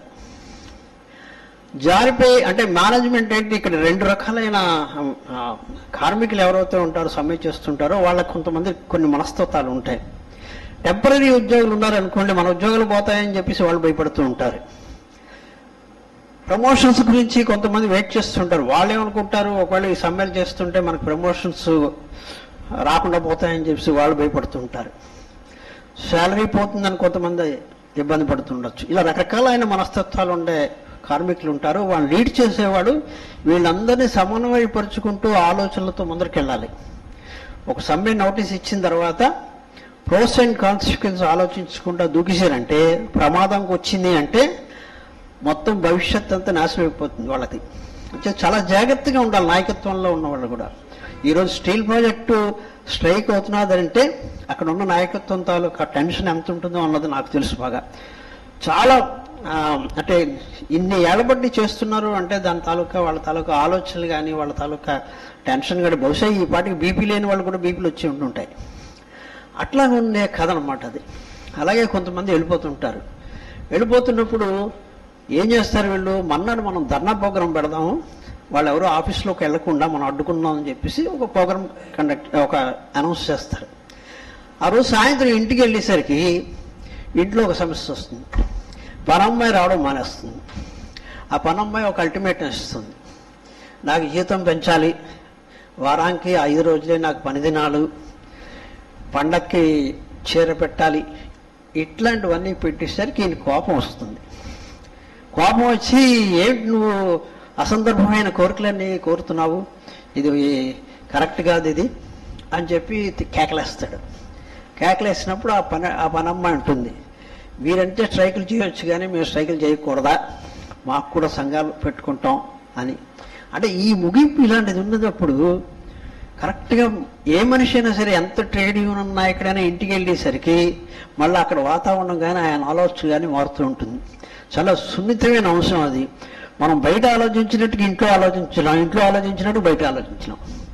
అందుకే ఆ కథ చదవగానే అనిపించింది ఏంటంటే, అమ్మో ఇది అంటే ఆ నాయకత్వంలో ఉండే వాళ్ళ తాలూకా మనస్తత్వాన్ని సుబ్బారావు చాలా చక్కగా చెప్పారు అనిపించింది నాకు. అట్లాగా ఆయన ఇంకొక కథ అంటే హాస్యం గురించి మాట్లాడుతున్నప్పుడు ఒకసారి హాస్యంగా కొన్ని విషయాలు కూడా ఎట్లా ఉంటాయంటే ప్రమాదాలకు దారితీస్తుంటాయి. ఒక వ్యక్తి సిటీ బస్ దగ్గర వెయిట్ చేస్తుంటాడు, బాగా రష్గా ఉంటుంది. ఎందుకంటే చాలా కథల్లో విశాఖపట్నం వాతావరణం కనబడుతుంటుంది. ఒకప్పుడు మనకి 13వ నెంబరు 20వ నెంబరు సిటీ బస్సులు ఎంత రష్గా ఉండేవి. అట్లాంటి వాతావరణంలో బస్ స్టాప్ దగ్గర నిలబడినప్పుడు బస్సు వస్తుంది, గమ్మున వెళ్ళకపోయేసరికి చెప్పు తెగిపోతుంది. ఆ చెప్పు తెగిపోయినప్పుడు ఏం చేస్తాడు, చేతిలో న్యూస్ పేపర్ ఉంటుంది. జాగ్రత్తగా వాళ్ళు వీళ్ళు చూడకుండా అక్కడ ఉండే మెంటాలిటీ ఎలా ఉంటుందంటే, ఎవరు చూడకుండా ఏదో జాగ్రత్తగా దాన్ని పట్టుకోవాలి, బస్సు ఎక్కాలి. ఈ చెప్పు బాగు చేయించడానికి టైం ఉండదు. బస్సు తప్పిందంటే మళ్ళీ ఎప్పటికి వెళ్ళాలి. ఆ చెప్పుల్ని 2 చెప్పుల్ని జాగ్రత్తగా పేపర్లో చుట్టేసి మొత్తం మీద బస్సు ఎక్కుతాడు. ఆ బస్సు ఎక్కి అక్కడ నిలబడినప్పుడు ఆ బస్సులో ఒక తెలిసిన ఆవిడ కనబడుతుంది. వాళ్ళ శ్రీమతికి ఫ్రెండు, వీళ్ళకి ఏదో కుటుంబకి పరిచయం ఉన్న వ్యక్తి. ఏమిటి ఆవిడకి ఏమనుకున్నారా అని అడుగుతుంది. ఇతను ఏంటి ఆ ప్యాకెట్ చూసి ఏమనుకున్నారా అని అడుగుతుంది. అంటే ఈయన చెప్పలేడు, కక్కలేడు, మినగలేడు. బస్సులో అందరూ చూస్తుంటారు. పండగ వస్తున్నది కదా, చీర కొన్నారా ఉంటుంది. అలాగే రకరకాల ప్రశ్నలు వేస్తుంటే ఇతనికి ఎంబరాస్మెంట్. చివరికి ఏంటి, చీర జాకెట్ కొన్నారా అని ఏదో అడుగుతుంది. సార్ ఊ అంటాడు. ఊ అని ఆయన బస్ స్టాప్ ఏదైతే దిగవలసిన స్టాప్ ఉంటుందో అంతకంటే ముందే దిగిపోతాడు ఈవిడ బాధ భరించలేక. ఎందుకంటే అది ఎక్కడ దారి తీస్తుంది, ఇది చెప్పులు కట్టుకున్నాను ఇట్లాంటివి ఏదో చెప్పవలసి వస్తుంది, లేదా బస్సులో ఎవరెవరు నోరు మూసుకోండి అని చెప్పి ఏమైనా అంటారేమో భయం వేసింది. ఆవిడ ప్రశ్నలు తట్టుకోలేక దిగిపోతాడు. తర్వాత జబ్బు చేయించుకుంటాడు, ఇంటికి వెళ్తాడు, అది వేరే సంగతి. కానీ ఆ తర్వాత ఇంటికి వెళ్ళిన తర్వాత అతనికి ఒక సమస్య వస్తుంది. వాళ్ళ ఆవిడకి కోపం వస్తుంది. కోపం వచ్చేసరికి 1 రోజు 2 రోజుల వరకు ఆ కోపం ఎందుకు వచ్చిందో అని తెలియదు. ఆ కోపం ఎందుకు వచ్చింది అంటే, మీరు ఎవరికో ఏదో చీర కొన్నారు, నాకు ఇవ్వకుండా ఇంకెవరికో ఇచ్చారు. ఇది ఎలా ఉంటుందో అన్నది అందరికీ అనుభవమే. ఆ సమస్య వచ్చేసరికి ఈయన ఎట్లాగా అది కాదు అని చెప్పడానికి ఈయనకి ఆవిడ నమ్మే పరిస్థితిలో ఉండదు. మొదలు పడతాడు ఏం చేయాలని చెప్పేసి. వెంటనే అతనికి ఆలోచన వస్తుంది, ఒక కథ చెప్పాలని. ఏదో ఏం చేస్తాడంటే, నీకు పుట్టినరోజు వస్తున్నది కదా, అంచేత నేను ఒక జాకెట్ పట్టు కొన్నాను, పలానా టైలర్కి నీ కొలతలు ఆయన దగ్గర నీకు గతంలో కుట్టాడు కదా జాకెట్లు, ఆయనకి ఇచ్చి వచ్చాను, ఇవాళ రేపు ఇస్తాడులే అని చెప్పి అప్పటికి బజార్కి వెళ్ళి కొని వెళ్ళి ఇచ్చేసి వచ్చానమాట. అంటే అది కప్పుపుచ్చుకోవడానికి ఒక అబద్ధం కథ ఆడి మెల్లగా ఆ ప్రమాదం నుంచి తప్పించుకున్నాడు. అలాగేనంటే ఇట్లాగా మిక్స్డ్గా ఉండే కథలు ఆయనవి చాలా. నాకు అన్ని కథలు చదువుతున్నప్పుడు అంటే ఒక ఎత్తుగడ ఏదైతే ఉంటుందో ఆ ఎత్తుగడ మనకి చదివిస్తుంది కథని. అలాగే ముగింపు చాలా కథలు నాకు కనబడింది అంటే ఆల్మోస్ట్ ఫీల్ గుడ్ కథలు అంటాం. ఫీల్ గుడ్ కథలు అంటే చివరికి సుఖాంతం ఉంటుంది, తెలుగు సినిమాలకు సుఖాంతం అవుతుంది. అలాగే క్యారెక్టర్స్, చాలా ఎక్కువ క్యారెక్టర్స్ సుబ్బారావు కథల్లో కనబడతాయి. అంటే కొంతమంది కథలు రాస్తున్నప్పుడు క్యారెక్టర్స్ పేర్లు పెట్టేస్తూ ఉంటారు. క్యారెక్టర్స్ తాలూకా ప్రాముఖ్యత కథలో కనపడపోతే అది పేలవంగా ఉంటుంది. సపోజ్ ఒక క్యారెక్టర్ వెళ్ళు, ఎవరో సుబ్బారావు గారు వెళ్ళు మధ్యలో కాఫీ తాగాడు, ఆ కాఫీ వాడు అప్పారావు. అప్పారావు ఏమో చాలా 15 ఏళ్ళు బట్టి ఆయనకి టీ కలపడంలో అనుభవం ఉంది అని చెప్తారు. అప్పారావు గారి క్యారెక్టర్ అక్కడితో అయిపోతుంది, దానికి ఆ కథలో ప్రాముఖ్యత ఏమి ఉండదు. చాలా కథల్లో కనబడుతుంటుంది అప్పుడప్పుడు. అలాగా నేను ఈ కథలు చూస్తున్నప్పుడు అంటే సుబ్బారావు గారి కథల్లో చాలా క్యారెక్టర్స్ కనబడతాయి. తల్లి, తండ్రి, వైఫ్, హస్బెండ్ ఇట్లా కాకుండా పక్క వాళ్ళు, అక్కడ వాళ్ళు అందరికీ పేర్లు పెడతారు. నాకు కొన్ని కథలు చదువుతున్నప్పుడు భయం వేసింది, ఇన్ని క్యారెక్టర్స్ నేను ప్రవేశపెట్టేస్తున్నారు, ఎక్కడైనా ఈ క్యారెక్టర్స్ తాలూకా ఇంపార్టెన్స్ లేకుండా పేలవంగా ఉంటుందా అని ఆ కథలు చదివిన తర్వాత అన్ని క్యారెక్టర్స్ ఉన్నా సరే ఆ కథాంశంలోకి ఆ క్యారెక్టర్ని ఎక్కడో అక్కడ ఇంపార్టెన్స్ కలిగజేసినట్టు రాశారు ఆయన. అది చాలా గొప్పదా విషయం. అది విషయం అన్ని క్యారెక్టర్స్ మనం కథలు పెడుతున్నప్పుడు అది దాన్ని జాగ్రత్త వహించలేదనుకోండి కథ పడిపోతుంది. అలాగే నేను అనుకోవడం, ఈ పుస్తకం ప్రింట్ చేస్తున్నప్పుడు అంటే ఇన్ని పాజిటివ్ చేసినప్పుడు 1-2 నెగిటివ్ కూడా చెప్పాలి. నెగిటివ్ కాదు అది, కొన్ని విషయాలు నేను అనుకోవడం ఏంటంటే ఈ పుస్తకంలో చాలా గ్రేట్ ఏంటంటే 73 కథల్లో కూడా ఏదైతే అవి పత్రికల్లో వచ్చాయో అచ్చయినప్పుడు వేసిన బొమ్మని, అంటే అచ్చయిన పుస్తకాలన్నీ వాళ్ళు దాచి దాంట్లో ఉండే బొమ్మని ఏదైతే ఆ రోజుల్లో ఆర్టిస్ట్ వేసిన బొమ్మని ఈ పుస్తకంలో ఆ కథతో పాటు ప్రింట్ చేశారు. అది ఎక్కడ నేను చూసే అంటే కనబడదు మనకి. వేరేగా బొమ్మలు వేయచ్చు, బొమ్మలు లేకుండా సంపుట్లు రావచ్చు, కానీ ఒరిజినల్గా ఏవైతే ఉన్నాయో వాళ్ళ పేరు కూడా వాళ్ళ ఆర్టిస్ట్ ఎలా రాశాడో ఆ పేరును కూడా దీనిలో వేయడం అన్నది చాలా శ్రద్ధగా వహించి ఆ పుస్తకాలు దాచి ఇప్పుడు వేయించారు. అయితే ఒకటి దగ్గర నేను అనుకోవడం ఏంటంటే ఈ పుస్తకం తయారు చేస్తున్నప్పుడు అలాంటి చిన్న తప్పులు దొరికేమో అనిపించి, కానీ అది కూడా ఆలోచిస్తే తప్పేం కాదు. కానీ ఒక దగ్గర ఒక క్యారెక్టర్ రైలు ఎక్కుతుంది, రైలు ఎక్కిన తర్వాత రైలు వెళ్తుంది, ఆయన మధ్యలో ఏవో కొన్ని సంఘటనలు, కొన్ని డైలాగులు కొన్ని వస్తే ఆ తర్వాత దాంట్లో రాసింది అంటే సుబ్బారావు గారు బస్సు దిగారని రాశారు. బస్సు అంటే మనకి ఒక్కసారి మళ్ళీ వెనక్కి చదివాను, నేనేమో తప్పు చదివానని చెప్పేసి. బహుశా నేను అనుకోవడం ఏంటంటే ఈ డీటీపీ చేస్తున్నప్పుడు ఇలాంటివన్నీ తప్పులు జరుగుతాయి. కానీ ఆ కథలో ఉండే ఒక ఔన్నత్యం ఏదైతే ఉందో, లేకపోతే ఒక మంచి ఏది ఉందో, ఒక సందేశం ఏముందో ఖచ్చితంగా ఇలాంటి తప్పులను మనని ఎంచడానికి వీలు లేకుండా చేస్తుంది. అలాంటి సాహిత్యం ఈరోజు పరిచయం చేయడం అన్నది ముఖ్యంగా ఈ తరం వాళ్ళు అందరూ కథలు రాసేవాళ్ళు ప్రతి వాళ్ళు కూడా చదవాలి. ఇది ఇలాంటి కథలు చదివినప్పుడు అప్పుడు వాతావరణం మనకి పుస్తకాలు ఎందుకు ఉన్నాయి అంటే ఈ రోజు ఉండే ఏదైతే వాతావరణం ఉందో, ఈ రోజు ఏదైతే సమస్యలు ఉన్నాయో, ఈ రోజు అయితే ఏవైతే ప్రజలతో ఒక అలవాట్లు ఉన్నాయో అవి రేపటి తరానికి తెలియాలంటే మాత్రం సాధనం ఒకటే, కథే. అలాంటి కథలు మనకి అందించిన సుబ్బారావు గారికి ఒక రకంగా చెప్పాలంటే మనం జోహార్లు అర్పించుకోవాలి. అంతకంటే గొప్పతనం ఏంటంటే శ్రావణ్ కుమార్ లాగా ఈరోజు ఆ సాహిత్యాన్ని మోసుకువెళ్తున్న వాళ్ళ కుటుంబ సభ్యులకు కూడా నేను అభినందనలు తెలుపుకుంటూ, ఈ మంచి అవకాశం, సుబ్బారావు గారి గురించి మాట్లాడే అవకాశం, వారి కథల గురించి చెప్పే అవకాశం, పెద్దల ముందు నేను నిలబడి చెప్పే అవకాశం నాకు కలిగినందుకు ధన్యవాదాలు.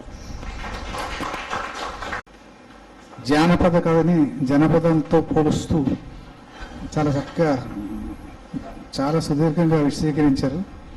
ఇక ముద్రా రాక్షసం గురించి అంటే దాన్ని తప్పించుకోవడం చాలా కష్టం. ఒకప్పుడు తెలుగు భాష మహోన్నతంగా వెలుగుతున్నప్పుడే ముద్రా రాక్షసం ఉంది. ఇప్పుడు డిటిపి కోసమే తెలుగు నేర్చుకుని తెలుగు ఆ మాత్రం తెలుగు ఉండి కొడతారు వాళ్ళకి ఇంకా మనం చెప్పాల్సిన పని లేదు, మనమే చూసుకోవాలి చాలా జాగ్రత్తగా. చాలా కష్టం తప్పించుకోవడం. అయినప్పటికీ మీ ప్రసంగం చాలా విశేషంగా, చాలా అందంగా, చాలా బాగా చెప్పారు కథల గురించి, ఆయన కథల గురించి. ధన్యవాదాలు. ఇప్పుడు మన ముఖ్య అతిథి పత్రికాధిపతి, ఆయనకి ఇంకో గంటలో పత్రిక బయటకు రావాలి, ఈయన వెళ్ళకపోతే చాలా కష్టం. సంచలన పత్రిక లీడర్ అంటే తెలియని వాళ్ళు ఉండరు. లీడర్ కన్నా ముందు సంచలన జర్నలిస్ట్ అయినా, సంచలన జర్నలిస్ట్, ఎవరూ చేయలేని పనులు, ఎవరో చేయలేని ఇంటర్వ్యూలు, ఎవరో రాయలేని సమస్యల్ని దర్జాగా ప్రాణాలకు తెగించే పత్రికల్లో రాసినటువంటి గొప్ప జర్నలిస్ట్ మన మధ్య ఉన్నారు. మన ముఖ్యమంత్రి మా వివి రమణమూర్తి గారు ఈరోజు వారి సందేశాన్ని ఇచ్చి వెళ్తారు. శ్రీ ఉప్పల అప్పలరాజు గారికి, అలాగే ఈరోజు ఇంత మంచి పుస్తకాన్ని అందరికీ పరిచయం చేయడానికి మూలకారకులైన బెహ్రా వెంకట సుబ్బారావు గారి తనయులు శ్రీ బెహ్రా సత్యనారాయణమూర్తి గారికి, ఈ పుస్తకాన్ని గురించి సమగ్రంగా ఇందులో ఉన్న కథలన్నింటినీ కూడా పరిచయం చేసి వివరంగా, అంటే పుస్తకం అంతా ఒక విడమర్చి చెప్పిన మా డాక్టర్ సూర్యారావు గారికి, అలాగే ఇందులో ఉన్న ప్రతి కథను వివరాత్మకంగా వివరిస్తూ అందులో ఉండే మజాని మనకి తెలియజేసిన మా జయంతి ప్రకాష్ శరం గారికి, ఈరోజు ఇంకా ఈ కథలన్నింటినీ కూడా మరింత వివరంగా అందించడానికి సిద్ధంగా ఉన్న మా సర్వసిద్ధి హనుమంతరావు గారికి, ఇక్కడ ఇచ్చేసిన పెద్దలందరికీ కూడా నా హృదయపూర్వక ధన్యవాదాలు. ముఖ్యంగా చాలా ఎంతో ఓపికగా మా గురువు గారు ఉన్నారు ముందే. ఈరోజు మధ్యతరగతి మందహాసం చాలా మంచి పేరు. అది ఈ మధ్యతరగతి ప్రజా జీవనం ఎలా ఉంటుంది, మధ్యతరగతి ప్రజలు ఏ విధంగా జీవిస్తారు, వాళ్ళ సమస్యలు ఎలాగుంటాయి, మనకి ప్రకాష్ రామ్ గారు చెప్పారు ఇందాక ఒక కథ. అది ఎట్లాగా ఎత్తుగడ అంటే ఒక చెప్పులు తెగిపోతే ఆ చెప్పుని అందంగా దాన్ని ప్యాక్ చేసి వెళ్తున్నప్పుడు ఆ భార్య అనుమానించడం, ఏదో మీరు చీర కొన్నారు, ఆ చీర కొన్నందుకు చాలా అంటే అప్పటికప్పుడు వేరే చీర కొని ఆవిడకి ఇవ్వడం అనేది సాధారణంగా మధ్యతరగతి కుటుంబాల్లో ఎక్కువగా ఈ అనుమానాలు, ఈ ఇబ్బందికరమైన పరిస్థితులు వస్తూనే ఉంటాయి. అయితే 30 ఏళ్ల తర్వాత ఈ కథా సంపుటిని మళ్ళీ ఈ ప్రపంచానికి అందజేయడం కోసం సిద్ధపడ్డ సత్యనారాయణమూర్తి గారికి ముందుగా మనం చాలా ఎలా కృతజ్ఞతలు చెప్పాలో తెలియదు. ఎందుకంటే ఏ తనీయులు కూడా అంత శ్రమతో అంత తీసుకొని, మామూలు పుస్తకం కాదు ఇది, చాలా 73 కథలు 2 నవళ్ళు కలిపి ఒక పుస్తకంగా తీర్చిదిద్దారంటే మరి బెహ్రా వెంకట సుబ్బారావు గారు మన మధ్య లేరనే బెంగ లేకుండా మళ్ళీ మళ్ళీ ఆర్ని మనకి చూపించే సాహసం వారు చేశారు. అంత వారు వృత్తిరీత్యా పోస్ట్ మాస్టర్ కావడం వల్ల అనుకుంటాను ఎక్కువగా పరిచయాలు. ఎందుకంటే ఈవేళ పోస్టు అన్నది లేదు, కానీ ఆ రోజులో పోస్ట్ మాస్టర్కి ఉన్న విలువ మామూలు విలువ కాదు. ప్రతి ఒక్కరు కూడా పోస్ట్ మాస్టర్స్తో సంబంధాలు ఉండేవి. ప్రతి ఒక్క జీవితం కూడా వాళ్ళకి తెలిసేది బాగా. ప్రతి ఒక్క కుటుంబం గురించి కూడా వారికి తెలిసేది. ఆ విధంగానే ఈయనకి కళా వస్తువు వచ్చిందేమో అని నేను అనుకుంటున్నాను. ఇంత ప్రతి ఒక్కరి జీవితాన్ని కూడా అధ్యయనం చేసిన దాంట్లో మన డాక్టర్ వి సుబ్బారావు గారు ఒక కథ చెప్పారు. కోటేశ్వర్ ఒక ఆయన ఈ కోటేశ్వర్ అనే క్యారెక్టర్ని ఓ 2-3 కథల్లో వాడారు. అంటే వెంకట సుబ్బారావు గారి హీరో ఎవరైనా అంటే కోటేశ్వర్. ఆ కోటేశ్ని చూపించి ఓ మధ్యతరగతి మనిషి ఎలా ఉంటారు, వాళ్ళ బాధలు ఎలా ఉంటాయి అని చెప్పి రైల్వే స్టేషన్లో ఆ కోటేశ్ అనే క్యారెక్టర్ ఆ బజ్జీలు పకోడీలు అమ్ముతుంటాడు. కానీ నిజాయితీ, ఆ మనిషిలో ఎంత నిజాయితీ ఉంటుందని చెప్పడానికి ఒక షావుకారు దగ్గర డబ్బులు తీసుకొచ్చి ఆ డబ్బులు షావుకారికి కోటేశ్వర మీద నమ్మకం ఉంటుంది. వీడు ఎలాగైనా సరే వ్యాపారం చేసి నాకు ఇవ్వాల్సిన 200 రూపాయలు నాకు తిరిగి ఇచ్చేస్తాడు, 200 రూపాయలు బాకీ ఉన్నా సరే ఇంకా మరికొంత అప్పుకి సరుకులు వేసిస్తాడు. అయినప్పటికీ కూడా తండ్రి ఆ విధంగానే రైల్వేలో వ్యాపారం చేసి రైల్వే స్టేషన్లోనూ ఈ బజ్జీలు అమ్ముకుంటే ఆ కదులుతున్న రైల్లో పరిగెడుతూ వెళ్ళి రావడం వల్ల ఆ తండ్రి కాళ్ళు 2 పోతాయి. అతను అమ్మకానికి అప్పుడు కిందన కొడుకు ఇంట్లో వంటగా చేసుకోవడానికి పరిమితి అయిపోతాడు. మళ్ళీ కొడుకు తయారవుతాడు, అదే వృత్తి, మళ్ళీ అదే రైలు, ఆ రైల్లోనే పెట్టడం. చివరికి ఆ కొడుకు కూడా ఇంత అప్పు తీసుకున్నవాడు కూడా చాలా భరోసాగా చాలా వ్యాపారం చేస్తుంటాడు. ఇంకోటి ఏంటంటే దానికి ప్రత్యర్థిగా ఉండే ఇంకొక వ్యాపారం చేసేవాడికి అనారోగ్యంగా ఉంటుంది. ఆ 4 రోజులు వాడు వ్యాపారానికి రాడు, అందువల్ల వీడి వ్యాపారం చాలా బ్రహ్మాండంగా జరుగుతుంది. ఆ ఉత్సాహంతో ఆ రైల్లో వ్యాపారం చేస్తున్నప్పుడు తను కూడా అదే రైలు కింద పడిపోతాడు. పడిపోతే ఇప్పుడు లాస్ట్ ఆకర్షణలో కూడా తన చేతిలో ఉన్నప్పుడు ఆ షావుకారికి అప్పుగా మళ్ళీ తిరిగి ఇచ్చేస్తాడు అని. అంటే ఎంత నిజాయితీ ఒక చిన్న వ్యాపారం చేస్తున్న వాడు కూడా. అలాగే మధ్యతరగతి ప్రజల్లోని ఎక్కువ నిజాయితీ ఉంటుంది, నీతి నిజాయితీలు ఉండేది మధ్యతరగతి ప్రజానికంగా ఉండదు. అందువల్ల మధ్యతరగతి ప్రజానికి వాళ్ళు ఎవరు కూడా అంతస్తులకి వెళ్ళలేరు, వైట్ కాలర్ అఫెన్సెస్ చేయలేరు. వాళ్ళు అలాగే ఉంటారు. అది వాళ్ళు అనాగా ఉన్నంత వరకు కూడా మన ప్రకాష్ శర్మ గారు చెప్పినట్టు మధ్యతరగతి ప్రజలు ఎప్పుడూ ఉంటుంటారు, ఆ ఎప్పుడు ఉన్నంతకాలం కథలు కూడా ఉంటుంటాయి. అలాగా ఈ కథలన్నింటినీ కూడా వెళ్ళడం అంతలోనే కథలో ఒక తహసీల్దార్ గారు అబ్బాయి ఉంటాడు, ఒక బడిపంతులు గారి అమ్మాయి ఉంటుంది. తహసీల్దార్ గారి అబ్బాయికి మంచి ఇరుగు పొరుగు ఉంటారు. వాళ్ళకి అరవరికి ఏం లేవు, ఒకే కుటుంబంలాగా ఉంటారు. కానీ పెళ్లి విషయం వచ్చేసరికి ఈ తహసీల్దార్ గారి భార్య అంటది, మన అబ్బాయికి వాళ్ళ అమ్మాయిని బడిపంతులు గారి అమ్మాయిని చేద్దాం పెళ్ళని.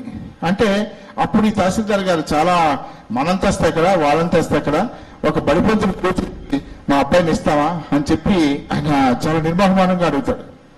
చెప్పి ఆ సంబంధాన్ని ఒప్పుకోకపోతే తర్వాత వీళ్ళు ట్రాన్స్ఫర్ మీద విజయవాడ వెళ్ళిపోతారు. విజయవాడ వెళ్ళిన తర్వాత ఆ తహసీల్దార్ గారు 1 year తర్వాత చనిపోతారు. అయిపోద్ది, ఎవరి ప్రయాణాలు వాళ్ళు చేసుకుంటారు.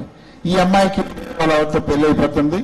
తర్వాత ఇతనికి కూడా ఈ కొడుక్కి కూడా కొడుకు టీచర్ అవుతాడు. తర్వాత ఏ బడిపంతులు సంబంధం వద్దనుకుంటాడో అదే బడిపంతులు అవుతాడు కొడుకు కూడా. చివరికి ఓ రోజేమో విజయవాడలో తారసపడతారు. ఈ అమ్మాయిని 15 ఏళ్ళ తర్వాత చూస్తాడు. అమ్మాయిని చూసి ఈ అమ్మాయి విజయ్ కదా, బాగా తెలిసి కలిసి తిరిగిన వాళ్ళే కదా. కానీ ఈ అమ్మాయి సినిమా థియేటర్లో ఇతన్ని చూసి పోల్చుకుందో లేదో తెలియదు, కానీ పలకరించదు. ఆమె హస్బెండ్తో వస్తుంది, చాలా హోదాలో వస్తుంది. తన హస్బెండ్ ఏమో పెద్ద ఆఫీసరు. ఆ థియేటర్కి రాగానే ఆ థియేటర్ మేనేజరు అదంతా వెళ్ళి తనని రిసీవ్ చేసుకుంటారు. ఈ ఫ్యామిలీని తీసుకొచ్చి ప్రధానంగా ఆ సోఫాలో కూర్చోబెడతారు. కూర్చోబెట్టి వాళ్ళకి మధ్యలో ఇంటర్వెల్కేమో ఆ కూల్ డ్రింక్స్ ఇస్తారు. అంత మర్యాద. కానీ ఆవిడ అంతస్తు అంత బాగా పెరిగిపోవడం వల్ల వాళ్ళ వెనకాతలే వీళ్ళు కూర్చున్నా సరే ఆవిడేం పట్టించుకోదు. బయటకు వచ్చిన తర్వాత పలకరిద్దాం అనుకుంటాడు, కానీ అంత పెద్ద హోదాలో ఉన్నారు కనుక ఈ మాస్టర్ ఏమో పలకరించలేని పరిస్థితిలో వెళ్ళిపోతారు. సరే నెక్స్ట్ టైం వచ్చినప్పుడు ఎలాగైనా సరే ఆవిడ ఈ ఆఫీసర్ గారు, పెద్ద ఆఫీసర్ గారు కదా, ఆయన పేరు చెప్తే ఎవరైనా అడ్రస్ చెప్తారు, కనుక్కొని వెళ్దామని చెప్పి తర్వాత కొన్నాళ్ళకి వెళ్తాడు. ఆయనకి వెళ్తే అమ్మాయి ఉంటుంది, ఒకతే ఉంటుంది. అమ్మాయి చాలా ఆప్యాయంగా పలకరిస్తుంది అబ్బాయిని. పలకరించి ఏం చేస్తున్నానంటే ఇలాగ టీచర్నిగా చేస్తున్నాను అంటే, ఆ టీచర్ అనేసరికి ఆవిడకి మనసు కదిలిపోద్ది. ఎందుకంటే ఆ అమ్మాయి తండ్రి కూడా టీచర్గా చేశారు కదా, అందుకని ఆ టీచర్ అంటే ప్రథమ గురువు. ఆ గురువు ఆ నేర్పేది పాఠాలు నేర్చుకుని ఎంత పెద్దవాళ్ళని అవుతారు అని ఒక టీచర్ గురించి సవివరంగా చెప్పి, టీచర్ అంటే ఎంత గౌరవభావం ఉందో చెప్తుంది. అయితే టీచరే చాలా గొప్పవాడని చెప్పడానికి కదా అందులో పెడతారు. ఈ ఆఫీసర్ ఏమో లంచం తీసుకొని దొరికిపోతాడు. మొగుడు దొరికిపోయి చాలా అపహాస్యంగా అందరూ చెప్పుకుంటారు, ఈ లంచబండి ఇంత చాలా మందిని పీడించాడు, వాడేమో చిన్న 100 రూపాయలు లంచం తీసుకుని దొరికిపోయాడని చెప్పి. అటువంటి అంటే అంతరం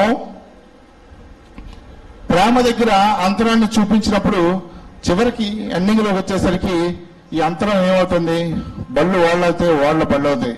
అంతేగాని ఈ ప్రేమ అనేది కూడా ఎప్పటికీ అలాగే ఉంటుంది అని చెప్పడానికి ఆయన చాలా ఇచ్చేశారు.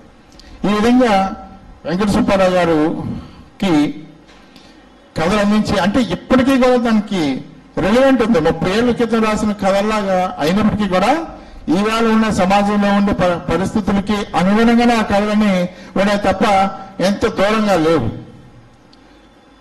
అందుకనే అంటారు, రచయితకి ఎప్పుడు కూడా మరణం లేదు, రచయిత ఎప్పుడు కూడా జీవించే ఉంటారు వారి.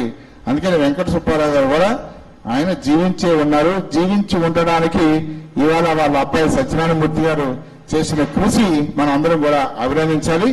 వారి ద్వారా ఆ కథలన్నీ కూడా మళ్ళీ మధ్యతరగతి మందహాసం అంటే మా మాస్టర్ కేవీఎస్ గారు అన్నారు, మందహాసం అంటే మందహాసం, మందం ఉండే హాస్యం అంటే కొద్దిగా మధ్యతరగతి వాళ్ళు అంతే కొద్దిగా అలాగే నిర్లిప్తంగానే ఉంటుంది. ఆ నవ్వు చాలా కొంచెం బాధతో కూడిన నవ్వు, మన జీవితాలు ఇంతేనే అని అనిపించే నవ్వు. ఆ నవ్వు ఎప్పటికీ చెరిగిపోయిన నవ్వే. ఈ ఎప్పుడు కూడా ఆ మందంగానే ఉంటుంది. ఎప్పుడు కూడా ఆ జీవితం అయినా సరే ఆ జీవితాలు ఆనందంగానే జరుగుతూనే ఉంటాయి. మొత్తం ఎన్ని ప్రభుత్వాలు వచ్చినా ఎన్ని మనకి ఏమొచ్చినా సరే మన జీవితాలు మాత్రం మారవు. ఆ మారని జీవితాల్లో ఉండే ఆ మందహాసమే ఈ మధ్యతరగతి మందహాసం. వారి మనం అభినందించి వారిని, ఎందుకంటే ఇలాంటి కొడుకులు ఎవరు 30 సంవత్సరాల కథలను తీసుకొచ్చి అవన్నిటినీ కూడా చూసారా, మన ప్రభుత్వాలు కూడా కొన్ని చేయలేవు. మనకి తమిళనాడులో బాగా జరుగుతుంది ఇటువంటి పాత రచనలన్నీ, అంతకుముందు ఉండే రచనలన్నింటినీ కూడా తెలంగాణలో బాగా తాళపత్ర గ్రంథాల నుంచి కూడా వాళ్ళు తీసి దాన్ని పుస్తకాలుగా తీసుకొచ్చే పరిస్థితి తీసుకొస్తున్నారు. అలాగే తెలంగాణలో కూడా ఆ కృషి జరుగుతుంది బాగాను. కానీ మన ఆంధ్రప్రదేశ్లో అటువంటి కృషి జరగట్లేదు. ఎవరికి చేసుకోవాల్సిన పరిస్థితి వచ్చింది ఇవాళ.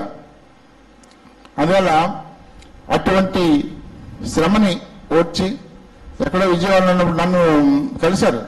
కలిసి ఎంతసేపు కూడా ఆయన నాన్నగారు అంటారు. ఆ నాన్నగారు అనే దాన్ని ఎంత ఆప్యాయంగా అంటారంటే, ఆ ఆప్యాయతతో ఆయన మర్చిపోలేని కథల్ని ఇవాళ అన్ని కథల్ని 73 కథల్ని 2 నవల్ని మనకు అందించినందుకు వారికి సభాముఖంగా మనకు విశాఖ వాసులుగా, ఉత్తరాంధ్ర వాసులుగా వారికి ధన్యవాదాలు తెలియజేసుకుంటున్నాం. ఈ సందర్భంగా రైటర్స్ అకాడమీకి సత్యనారాయణమూర్తి గారికి ఒక శాలువ.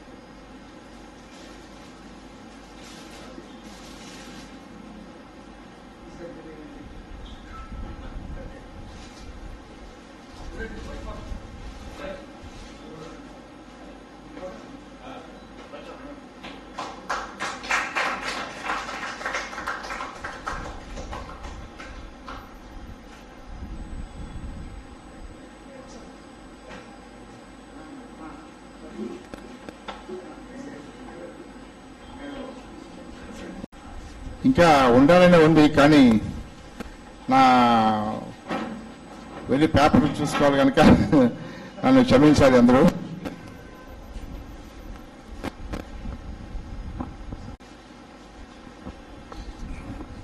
చిరు సత్కారం చేస్తూ ఓ జ్ఞాపకని అందిస్తారు.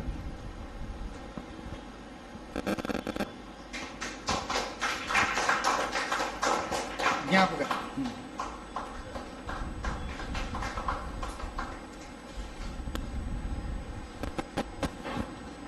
ధన్యవాదాలు రామమూర్తి గారు. ప్రముఖ వారు సాధారణ సందేశం ఇస్తారనుకున్నాను. 4వ సమీక్ష చేశారు బ్రహ్మాండంగా. చాలా సంతోషం. కథలు చదువుతున్నప్పుడు ఈ సుబ్బారావు గారి కథలు కథా రచయిత సుదీర్ఘకాలం ఆకాశవాణిలో పనిచేసి విశ్రాంతి తీసుకుంటున్నటువంటి సర్వసిద్ధి హనుమంతరావు గారు వారి ప్రసంగం చేస్తారు.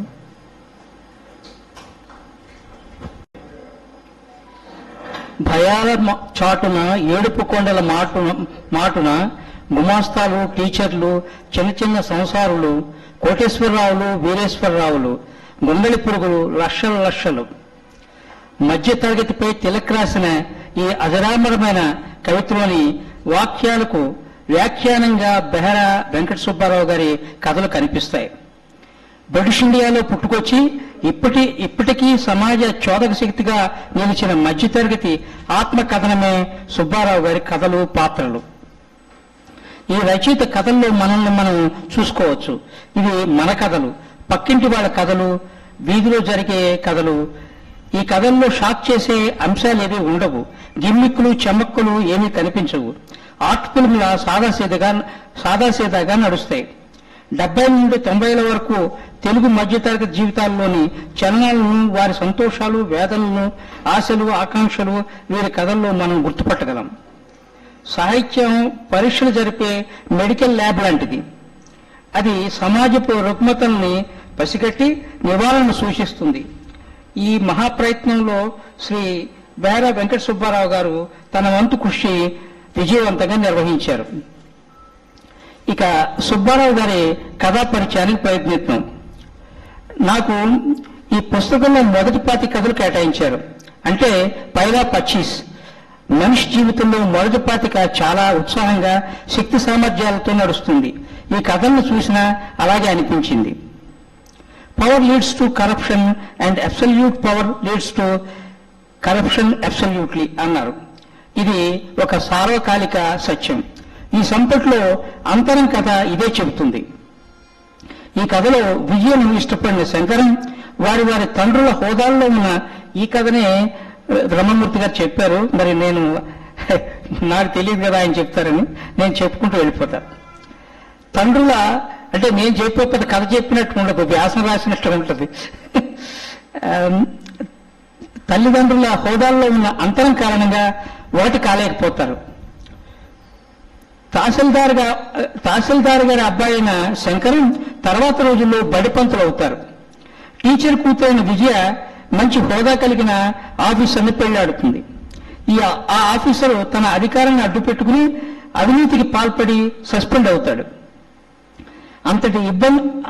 అలాంటి ఇబ్బందులు లేని టీచర్ ఉద్యోగం చేసుకుంటున్న శంకరాన్ని చూసి అదృష్టవంతుడివి అంటుంది విజయ. తనని ఎందుకు అదృష్టవంతుడు అన్నదో శంకరానికి అర్థం కాదు. విజయ భర్త సస్పెండ్ అయిన సంగతి ఆమె నోటి వెంట కాకుండా శంకరం తమ్ముడి ద్వారా చెప్పడంలో రచయిత మంచి శిల్ప నాణ్యతను కనపరిచారు. రెండో కథ అంతఃశత్రు. అవినీతిని సహించలేని ఒక ఆదర్శవంతుని కథ. ఈ మధ్య రాష్ట్రంలో ఒక ప్రభుత్వ శాఖపై మూకమ్మడిగా ఏసీపీ దాడులు చేసినట్లుగా వార్తా కథనాలు తెలియజేస్తున్నాయి. ఈ కథ చదువుతుంటే ఆ సంగతి గుర్తుకొచ్చింది. ఇందులో ఒక ఆదర్శమూర్తి అయిన ఒక యువకుడు అవినీతి ఆఫీసర్ కూతురును పెళ్లి చేసుకోవడానికి నిరాకరించడం చూస్తాం. ఆ అమ్మాయి అందం, తీరు నచ్చినా కేవలం తండ్రి అవినీతిని అసహించుకుని ఈ పెళ్లికి ఒప్పుకోడతను. అవినీతి పట్ల అతని వైముఖ్యాన్ని ఈ విషయం తెలియజేస్తుంది. నమ్మకాలపై సెంటిమెంట్లపై సున్నితమైన సెటైర్ అత్తగారు అరటి చెట్టు. చదవగానే అప్రయత్నంగానే మందహాసం తొంగి చూస్తుంది పాఠకుల మొహంలో. జరిగిన సంఘటనలను రికార్డు చేసేది చరిత్ర. జరిగిన సంఘటనలు రికార్డు చేసేది చరిత్ర, జీవితాన్ని నమోదు చేసేది సాహిత్యం. అద్దం మీద ఆవగింజ కథను చదివితే ఆ కథ రాసిన సంవత్సరాలు చూశాను. ఆనాటి జీవితాన్ని పట్టి ఇచ్చే అంశాలు ఎన్నో కనిపించాయి. ఇక ఇతివృత్తానికి సంబంధించి చెప్పుకుంటే భార్యాభర్తల మధ్య చిన్న అపోహ తలెత్తుంది. ఆ విషయాన్ని భర్త తేలిగ్గా తీసుకుంటాడు. ఆ నిర్లిప్తత భార్యను పుట్టింటికి పైన కట్టిస్తుంది. చివరిలో ఆ చీకటి మబ్బులు తొలగిపోతాయి. కథను పోసిపుచ్చినట్టు చెప్పడం నా పద్ధతి కాదు. కథ రచయితకి పాఠకునికి సంబంధించిన విషయం. మధ్యలో మన జోక్యం చేసుకోకూడదన్నది నా మతం. కథ ముగింపు పాఠకులను మంచి రిలీఫ్ ఇచ్చే కథ. ఇది 1958 నాటి కథ. మనుషుల్ని గతానుభవాలు వెంటాడుతాయని, వారి ప్రవర్తనపై వాటి ప్రభావం చూపుతాయని ఎక్కడా వాచ్యం చేయకుండా చెప్తారు ఆంతర్యం కథలో రచయిత. ఆ ఇంట్లో అత్తగారు మంచిదే గాని కోడలను సూటిపడి పాటలతో బాధిస్తూ ఉంటుంది. కొడుకు ఆ విషయం ప్రస్తావించి తన భార్య బాధపడుతున్న సంగతి చెప్తాడు. దానికి తల్లి తాను వయసులో ఉన్నప్పుడు తన అత్తగారు తనను పెట్టిన ఆడళ్లలో తను కోడలికి పెట్టే బాధలు చాలా తక్కువ అని చెబుతుంది. ఒక ఆఫీసులో కొడుకు పనిచేస్తూ ఉంటాడు. అతను వైజాగ్ నుంచి అనకాపల్లికి ట్రాన్స్ఫర్ కోసం అడుగుతాడు. ఆఫీసులు దానికి సుతరాన్ని ఇష్టపడక, నేను నా ఉద్యోగ జీవితంలో ఎన్నో పదవులు ఎదుర్కొన్నాను, అంచేత నువ్వు విశాఖపట్నం నుంచి అనకాపల్లి వెళ్ళడం పెద్ద కష్టమైన విషయం కాదని నోరెత్తనివ్వడం. ఇది గతం ప్రతి మనిషి మీద ప్రభావం చూపిస్తుందని ఒక సూచనప్రాయంగా చెప్పిన కథ. అలాగే ఆంధ్రుని ఆంతర్యం కథ కాశీలో జరిగే కథ. తెలుగు వారిలో ప్రబలంగా ఉండే బలహీనతలను చిత్రించిన కథ. అక్కడ పెద్ద ఆఫీసర్, అంటిముట్టని స్వభావం, పైగా ఆఫీసున్న అహంకారం, తోటి తెలుగు వాళ్ళని చిన్నచూపు చూడటం, తల్లి భాషపై మమకారం లేకపోవడం, సాయం చేయకపోవడం ఈ రావు గారి లక్షణాలు. బహుశా రచయిత అలాంటి వ్యక్తి చూసి ఉంటారని అనిపిస్తుంది. అందుకే ఆ పాత్ర అంత సహజంగా చిత్రితమైంది. బాయిసాబు తెలుగువారి పరభాష వ్యామోహంపై చలిపిడుగు. ముగింపు నవ్వు తెప్పించినా ఆలోచింపజేస్తుంది. ఒక మిలిటరీ జవాను సెలవు మొత్తం అత్తారింట్లో హాయిగా గడిపేసి తండ్రికి ఓ 6 నెలల తర్వాత వచ్చినప్పుడు వస్తానని ఇంటికి సమాచారం అందిస్తాడు ట్రంక్ కాల్ ద్వారా. అతను ఫోన్లో మాట్లాడినప్పుడు మాత్రం తెలుగులో మాట్లాడతాడు, మిగతా సందర్భంలో హిందీలోనే మాట్లాడతాడు. బహుశా రచయిత వృత్తిపరంగా ఈ ఇతివృత్తం లభించిందేమో అని అనిపిస్తుంది. రైల్లో తాము ఎక్కే వరకు లోన కూర్చునేవారు చోటు ఇవ్వడం లేదని తిట్టుకుంటుంటారు కింద వాళ్ళు. తీరా లోనకి వెళ్ళి చోటు సంపాదించక కొత్తగా ఎక్కే వాళ్లకు చోటు ఇవ్వడానికి ఇష్టపడరు. దీన్ని ఇంగ్లీష్లో పాసింజర్ మెంటాలిటీ అంటారు. రైల్లో బెర్తలు రిజర్వ్ చేయించుకున్న ఒక తెలుగు కుటుంబం, బెర్తలు దొరకని ఒక బెంగాలీ కుటుంబం మధ్య నడిచే కథ ఈ బొమ్మ బొరుస. అంతరాలు అనే కథ సమాజంలో పై తరగతి, కింది మధ్యతరగతి, పేద వర్గాల కుటుంబాలను నమూనాగా తీసుకుని ఆర్థిక అంశాలు వారిపై చూపే ప్రభావాన్ని చెప్పిన కథ. పబ్లిక్ జస్టిస్ గా, పొయిటిక్ జస్టిస్ గా కథ చివరి పాజిటివ్ నోట్తో మోస్తుంది. భగవంతుడు చాలా మంచి కథ. కథకుడు కథను చాలా ఉత్కంఠగా నడిపారు. రిక్షా కార్మికుని రూపాన్ని చూసి తల్లి కూతుళ్ళు ఆ నిర్మానుష్యమైన రోడ్డు ప్రయాణంలో బాగా బెదిరిపోతారు. అదే వ్యక్తి ఆపదలో తనని కూతుర్ని కాపాడేసరికి అతనిలో భగవంతుని చూస్తారు. బాగా పండిన కథ. కుల సమస్యను కూడా పరోక్షంగా ప్రస్తావించిన కథ. చీకటి బ్రతుకులు గొప్ప కథ. ఒకసారి చదివిన వారు దీన్ని త్వరగా మర్చిపోలేరు. వెంటాడే కథ. ఇది ఆనాటి ప్రముఖ వారపత్రిక ప్రభలో వచ్చేయింది. సమితి ప్రెసిడెంట్ అమ్మాయి పెళ్లి, ఎన్నో ఏర్పాట్లు, కోలాహలం, పెద్దలంతా తీరు కూర్చుంటారు. తీరా కరెంటు పోతుంది. ఇంట్లో పెట్రోమాక్స్ లైట్లు రిపేరుకు వచ్చాయని అంతకుముందు సేవకులు చెప్పినా నిర్లక్ష్యం చేస్తాడు ప్రెసిడెంట్. ఆ నిర్లక్ష్యమే ఇప్పుడు కొండ ముంచింది. ఊళ్ళో బ్రహ్మం వాటిని బాగు చేయగలడు, కానీ కొన్ని రోజులుగా తీవ్ర అనారోగ్యంతో అతను బాధపడుతూ ఉంటాడు. కొంత అప్పు ఇస్తే వైద్యం చేయించుకుని బాగుపడతానని అతను అంతకుముందు ప్రెసిడెంట్ని అడుగుతాడు, కానీ దానికి ప్రెసిడెంట్ ఒప్పుకోడు. ఇప్పుడు అతని మీద ఆధారపడవలసిన పరిస్థితి వస్తుంది. ఆ నీరసంలోనే బ్రహ్మం వాటిని బాగు చేస్తాడు. పెళ్లి ఊరేగింపు బ్రహ్మం షాప్ ముందు నుంచే సాగుతుంది, కానీ అతను ఆ ఊరేగింపుని చూడలేడు. అప్పటికే నేల మీద ఒరిగిపోతాడు, కన్నుమూస్తాడు. అతను భయంకరమైన పేదరికం బ్రహ్మం లాంటి బ్రతుకుల్ని చీకటిమయం చేస్తుంది. కథ ముగిసేసరికి పాఠకుడు గాఢంగా ఓ నిట్టూపు విడుస్తాడు. చెయ్యి ఊచమ్మా చెయ్యి ఊచు మధ్యతరగతి జీవుల జీవన విషాదాన్ని సున్నిత హాస్యం రంగరించి తేనెలో కలిపిన చేదు మందులా అందించారు రచయిత. కొత్తగా పెళ్లైన పాపారావు ఆఫీసులో అతి కష్టం మీద సెలవు సంపాదించి అత్తారింటికి వెళ్తాడు. చేతికి వాచి పెట్టుకుంటే ఘనంగా ఉంటుందని ఓ స్నేహితుని అడిగి పెట్టుకుంటాడు. దాంతో అతని తిప్పలు ప్రారంభమవుతాయి. అది మాటిమాటికి ఆగిపోతుంది. చేయి విదిలిస్తే కొంతసేపు నడుస్తుంది. అస్తమానం చేయి విదిల్చుకున్న అల్లుడిని చూసి మామ అత్త అది అనారోగ్యమని భ్రమిస్తారు. పక్షవాతం లక్షణాలని భయపడతారు. డాక్టర్కి పిలిపి వెళుతుంది. ఈ కథలో అత్తగారు స్నానానికి వేణుని పెట్టడానికి తెల్లారిపోయిందని టైం కనుక్కోవడానికి గదిలో నిద్రపోతున్న కొత్త దంపతుల్ని లేపుతుంది. ఆనాటి మధ్యతరగతి అడ్జస్ట్మెంట్ బ్రతుకుల్ని అద్భుతంగా చూపిన సన్నివేశం ఇది. చాప్లెన్ మార్కు హాస్యం, విషాదం కలగలిసి ఉంటాయి ఈ కథలో. దొడ్డ మనసు మధ్యతరగతి స్త్రీల మనస్తత్వాన్ని చిత్రించిన కథ. తన వదిన తనకు చేరపెట్టలేదని బాధపడుతుంది సుజాత. అదే ఆమె తన ఆడపడుచుకు చేరపెడదామనే భర్త అడిగేసరికి ససేమిరా అంటుంది. పని మనిషి గౌరి తనకు సుజాత ఇచ్చిన చీరను తన ఆడబిడ్డకి ఇచ్చి సంతోషపడుతుంది. ఈ కథలో కనిపించే కాంట్రా సుబ్బారావు గారి కథల్లో తరచుగా కనిపించే అంశం. కథగాని కథ, కన్నీళ్లు తెప్పించే కథ. మగపిల్లలు తమ స్వార్థంతో తండ్రి లేని తల్లిని, పెళ్లి కాని చెల్లెళ్ళని పట్టించుకోరు. చిన్న చెల్లి సరైన వైద్యం అందక చనిపోతుంది. తల్లి మనోవేదంతో చెల్లిని అత్తారింటికి దిగబెట్టారా అంటూ శ్మశానం నుంచి వచ్చిన కొడుకులతో అంటుంది. హృదయం బరువుకే కథ.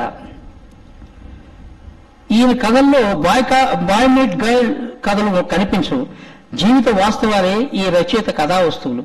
కథకుడు ఏమీ చెప్పడు, కథే మనకు చెబుతుంది. కథకుడుగా తన పాత్రల్ని కథలోకి సైలెంట్ గా తీసుకుని నడిపిస్తాడు రచయిత. ఈయన రైటింగ్ శైలి డైటింగ్ స్టైల్. ఏది ఆర్భాటంగా అభివృపరిచే విధంగా ఉండదు. సైలెంట్ గా పాఠకుల్ని కథల మమేకం చేయడం ఈ రచయితకు తెలిసిన రస విద్య. ఇవి ఎడిటర్ ఫ్రెండ్లీ కథలు. సంపాదకుల్ని ఏ రకంగానూ ఇబ్బంది పెట్టవు. అలాగే పాఠకుల్ని కూడా కథలన్నీ హాయిగా చకచకా చదివిస్తాయి. కథలు పత్రికలు వచ్చినప్పుడు అప్పుడే ఇది కూడా శర్మ గారు చెప్పేశారు. అప్పుడు చిత్రకార బొమ్మల్ని పుస్తకంలోకి తీసుకుని మంచి పని చేశారు. చంద్ర, బాపు, బాలి లాంటి వాళ్ళ బొమ్మల్ని మరోసారి చూడడం ఒక గొప్ప అనుభవం. నాస్టాలజిక్ అనుభూతి కలిగించింది నాకు. సంపుటికి ఈ ప్రయత్నం వల్ల యాంటిక్ లుక్ వచ్చింది. కథలన్నీ ఒక వాల్యూమ్లా తెచ్చారు. దీనివల్ల భావి పరిశోధకులకు సౌకర్యంగా ఉంటుంది. కాకపోతే చదివే పాఠకులకు పుస్తకం హ్యాండీగా లేకపోవడం వల్ల కొంచెం ఇబ్బంది పడతారు. పుస్తకం మొదట్లో కథల సెంట్రల్ ఐడియాలను సంక్షిప్తంగా ఇచ్చారు. ఇది సరైన పద్ధతి కాదు. పాఠకుడు గ్రహణ శక్తిని మనం గౌరవించాలి. స్వయంగా చదివి విషయాన్ని గ్రహించుకుంటేనే పాఠకుడికి తృప్తినిస్తుంది. ఈ అవకాశం ఇచ్చిన మా అరసానికి, అలాగే సుబ్బారావు గారి కుటుంబ సభ్యులకు, ముఖ్యంగా వాళ్ళ అబ్బాయికి సత్యనారాయణమూర్తి గారికి కృతజ్ఞతలు. నమస్కారం. ధన్యవాదాలు సార్. మీరే చాలా వివరంగా చెప్పారు, దాన్ని మరొక వివరించి చెప్పక్కర్లేదు. ప్రసంగవేశం ఎక్కడైనా అచ్చయించండి, బాగుంటుంది. జనరల్గా అలా ఎక్కడ రాయలేదు ఇంతవరకు, నేను చూడలేదు పుస్తకంలో జస్ట్ ముందు రాయడం. ప్రతి కథకి ఒక 73 కథలకి కూడా కథల్లో ఇది ఉంది అని రాయడం నేను కూడా ఎక్కడ చూడలేదు యాక్చువల్గా. అంటే అఫ్కోర్స్ ఏదో సినిమా చూసే ముందు కథ చెప్పేయకూడదు, సినిమా చూడాలి. సినిమా చూసే ముందు కథ చెప్పేస్తే సినిమా చూసి మనం ఇంకేం చేయలేము. ఏమో మరి తెలియదులేండి నాకు.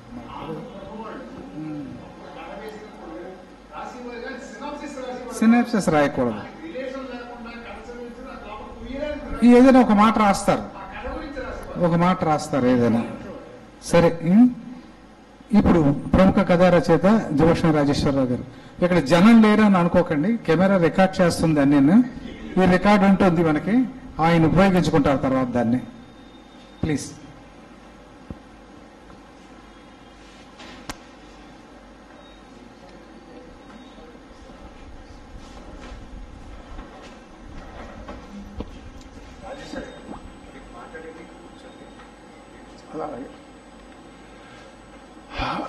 సభాసదులందరికీ నమస్కారం. ముందుగా ఇటువంటి చక్కటి పుస్తకాన్ని ఎప్పటి నుంచో వాళ్ళ నాన్నగారు రాసినటువంటి కథలన్నింటినీ కూడా జాగ్రత్త పెట్టి దాన్ని ఒక సంపుటిగా తీసుకొద్దామనేటటువంటి ప్రయత్నం చాలా గొప్పది. అందుకు ముందుగా నేను బెహరా సత్యనారాయణమూర్తి గారిని మనసా అభినందిస్తున్నాను. కథల గురించి అందరూ చెప్పారు. అప్పట్లో నేను బెహరా వెంకట సుబ్బారావు గారిని ఒకసారి కలిసే అదృష్టం నాకు దక్కింది. మా ఊరి పోస్ట్ మాస్టర్ దగ్గర, పోస్ట్ మాస్టర్ కాదైనా పోస్టల్లో డిపార్ట్మెంట్లో క్లర్క్గా పనిచేసేవారు న్యాయపతి రాజగోపాలం గారు. తర్వాత పోస్ట్ మాస్టర్ అయ్యారు. ఎలమంచిలో ఆయన పనిచేసినప్పుడు ఒకసారి బహుశా నాకు గుర్తుండి అనకాపల్లి అనుకుంటాను, అప్పటికి బెహరా వెంకట సుబ్బారావు గారు అనకాపల్లిలో పనిచేస్తున్నారు. ఏదో పని మీద వెళ్ళినప్పుడు నేను న్యాయపతి రాజగోపాలం గారు కలిసి సుబ్బారావు గారిని కలిసి గుర్తుంది. తర్వాత ఆల్మోస్ట్ ఆయన 1957లో ప్రారంభించారు, నేను 60లో ప్రారంభించాను కథలు రాయడం. మా ఇద్దరి ప్యారలల్గా యువ జ్యోతి స్పెషల్ ఇష్యూస్లోను, ముఖ్యంగా ఆంధ్రప్రభలోను రెగ్యులర్గా వస్తూ ఉండేవి. సుబ్బారావు గారు రాసినటువంటి ఒక కథ నాకు బాగా గుర్తుంది. ఇంకా ఈ పుస్తకంలో జోలికి నేను వెళ్ళలేదు, కానీ అదేంటంటే ఆయన పోస్ట్ మాస్టర్ కదా, ఆయన రాసినటువంటి చాలా కథలు ఆ వాతావరణంలోనే ఉండేవి. ఆ పోస్ట్ మాస్టర్ దగ్గరికి, ఆ పోస్ట్ ఆఫీస్కి రోజు ఒక ముసలావిడ వస్తూ ఉంటుంది. వచ్చి బాబు ఉత్తరాలు ఏమైనా వచ్చాయని అడుగుతూ ఉంటుంది. ఏమీ లేదంటే తిరిగి వెళ్ళిపోతూ ఉంటుంది నిరాశగా. ఈ పోస్ట్ మాస్టర్ లేకపోతే ఆ సంబంధించిన క్లర్క్ ఏమనుకుంటారంటే, పాపం ఆవిడకి ఏమైనా మనీ ఆర్డర్ రావాల్సి ఉందేమో, డబ్బులు రావటం లేదు, రోజు నిరాశగా వెళ్ళిపోతుంది అని ఈయన కొంత డబ్బు ఆఫర్ చేస్తాడు ఆవిడికి వచ్చినప్పుడు. లేదు బాబు, నేను డబ్బు కోసం రావడం లేదు, మా అబ్బాయి ఎక్కడో 3 నెలలు 4 నెలల క్రితం పట్నం వెళ్ళిపోయాడు, వాడు ఏమైనా ఉత్తరం రాస్తాడేమో, నా ఉత్తరం కోసం వచ్చాను అంటే. అప్పట్లో ఈ ఉత్తరాంధ్ర నుంచి, బ్యాక్వర్డ్ ఏరియాస్ నుంచి వలస వెళ్ళిపోయినటువంటి మనుషుల గురించి, ఆ ఫ్యామిలీ లోపల ఆ తల్లి ఎలాగ వ్యధ చెందుతుందో చాలా చక్కటి కథ రాశాడు ఆయన. ఈ కథ గురించి నేను ఎందుకు ఇప్పుడు చెప్తున్నానంటే, ఈ కథ రాసిన తర్వాత ఒక ఏడాదిలో ఇంకో ప్రముఖ రచయిత ఇంకో కథ రాశాడు. ఈ కథ బేస్ కాబట్టి నేను చెప్తున్నాను. ఓ కథ ఇంకో గొప్ప కథను రాయించింది ఆయన వల్ల. ఇదే సిచ్యువేషను పోస్ట్ మాస్టర్ దగ్గరికి ఒక ఆవిడ వస్తూ ఉంటుంది, వెళ్తూ ఉంటుంది, ముసలావిడ. అతను అడుగుతాడు అన్నమాట, ఎందుకు రోజు వస్తావు ఎందుకు అంటే, బాబు నా కొడుకు ఆర్మీలోకి వెళ్ళిపోయాడు, ఆడు ఎలా ఉన్నాడో ఉత్తరం ముక్క వస్తుందేమో అని నేను వస్తున్నాను అని చెప్తుంది అనమాట. చెప్తే వీళ్ళందరూ కలిసి, ఈ పోస్ట్ మాస్టారు పక్కన అసిస్టెంట్లు అందరూ కలిసి ఆలోచించి వాళ్ళ అబ్బాయి రాసినట్టుగా ఒక ఉత్తరం రాస్తారు. వాళ్ళు రాసి ఇవిడికి ఇస్తే సంతోషిస్తుంది కదా అని చెప్పి ఆ ఉత్తరం రాసి అట్టే పెట్టి ఏదో దాని మీద ముద్ర కొట్టి, మా అమ్మ మీ అబ్బాయి ఉత్తరం, అది ఆవిడ చదవడం అది రాదు కదా, మీ అబ్బాయి ఉత్తరం రాశాడు అని చెప్పి చదివి వినిపిస్తారన్నమాట, కురాసాగానే ఉన్నాడని. వెళ్ళిపోతూ ఆవిడ పోన్లే బాబు స్వర్గం నుంచి కూడా నాకు ఉత్తరం రాశాడు అనుకుని వెళ్ళిపోతుంది, అంతే కదా. చచ్చిపోయాడు తెలిసింది దీనికి. మెంటల్ గా వెర్రిదానిలో పాపం తిరుగుతుంది రోజు పోస్ట్ ఆఫీస్కి. అంటే ఈ కథ రాయడానికి దోహదపడ్డ కథ సుబ్బారావు గారి కథ. ఇవి కొంచెం ఒక ఏడాదిన్నర తేడాలో వచ్చాయి. రెండో అతను రాసినతను వెంచాసా అని నాకు గుర్తు, సరిగా గుర్తులేదు ఎవరో, కానీ డెఫినెట్ గా దీని మీద ఈ ఐడియా మీద బేసి రాసిన కథ అని స్పష్టంగా తెలుస్తుంది మనకి. సో ఒక రచయిత తాలూకు ఒక కథ మీద ఇంకోళ్ళు డెవలప్ చేసో లేకపోతే ఆ ఆలోచనతో ఇన్స్పైర్ అయ్యో ఇంకో మంచి కథను అందించారంటే అది నిజంగా ఆ బేస్ రచయితల గొప్పతనం, ఆ రాసినంత గొప్పతనం ఇద్దరికీ కూడా మనం జవాబు చెప్పవలసి ఉంటుంది. ఈ అవకాశం నాకు ఇచ్చినందుకు మీకు అందరికీ ధన్యవాదాలు తెలియజేసుకుంటున్నాను. నమస్కారం.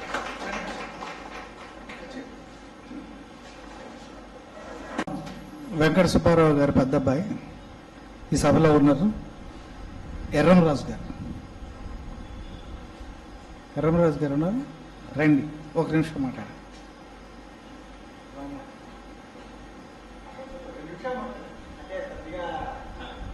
సరే, ఆయన ఇన్వాల్వ్ అయిపోయి ఉన్నారు కథల్లో. ఆ కథల్లో ఏ మూల ఎక్కడ ఉంది నమస్కారం. పెద్దలందరికీ నా నమస్కారం. సార్ అప్పలరాజు గారు ఒక మాట అనడం వల్ల ఇక్కడ రావాల్సి వచ్చింది. నేను అంత పెద్ద వక్తని కాదు, ఓన్లీ నాన్నగారు రాసే కథలన్నింటినీ మొదటి వ్యూయర్ని మాత్రమే. వ్యూయర్ అనుకుంటే పెద్ద పదమే కానీ వ్యూయర్ అన్నది కరెక్ట్ ఏమో. అయితే ఆయన మాట్లాడడానికి ఇష్టం లేదు, ఏదో ఒక వర్డ్ ఉపయోగించడానికి నా మనసులో ఎక్కడో బాధ అనిపించి ఏదో అందరికీ ఒక నమస్కారం పెడదామని చెప్పి మాత్రము వేదిక మీదకి రాగలిగాను. నాన్నగారు కూడా ఒక ట్రేడ్ యూనియన్, పోస్టల్ డిపార్ట్మెంట్లో ట్రేడ్ యూనియన్లో పనిచేసిన వ్యక్తే. అందువల్ల ఆయనకు కూడా ఆ లక్షణాలు కాస్త ఎక్కడ లేదన్నా వస్తాయి. రెండోది, ఒక అబ్బాయి ఎటువంటి తండ్రి కావాలనుకుంటాడు, ఒక భార్య ఎటువంటి భర్త కావాలనుకుంటుంది, ఒక పొరుగువాడు ఎటువంటి సహచరుడు కావాలనుకుంటారు, ఒక ఉద్యోగం, ఒక ఆఫీసులో పనిచేసే ఒక ఉద్యోగి తన నాయకుడు ఎటువంటి వాడు కావాలి, ఒక కూతురు ఎటువంటి తండ్రి కావాలి, ఒక అల్లుడు ఎటువంటి మామగారు కావాలి, ఒక కోడలు కూడా ఎటువంటి మామగారు కావాలి, మనుమలు మనమరాళ్ళు ఎటువంటి తాతగారు కావాలి అనే ప్రశ్నలకి జవాబు మా నాన్నగారు. వారికి నా నమస్కారాలు. పెద్దలందరికీ మరొకసారి నా నమస్కారాలు. ఒక నిమిషంలో మొత్తం అంతా చెప్పారు. ధన్యవాదాలండి మీకు. ఇప్పుడు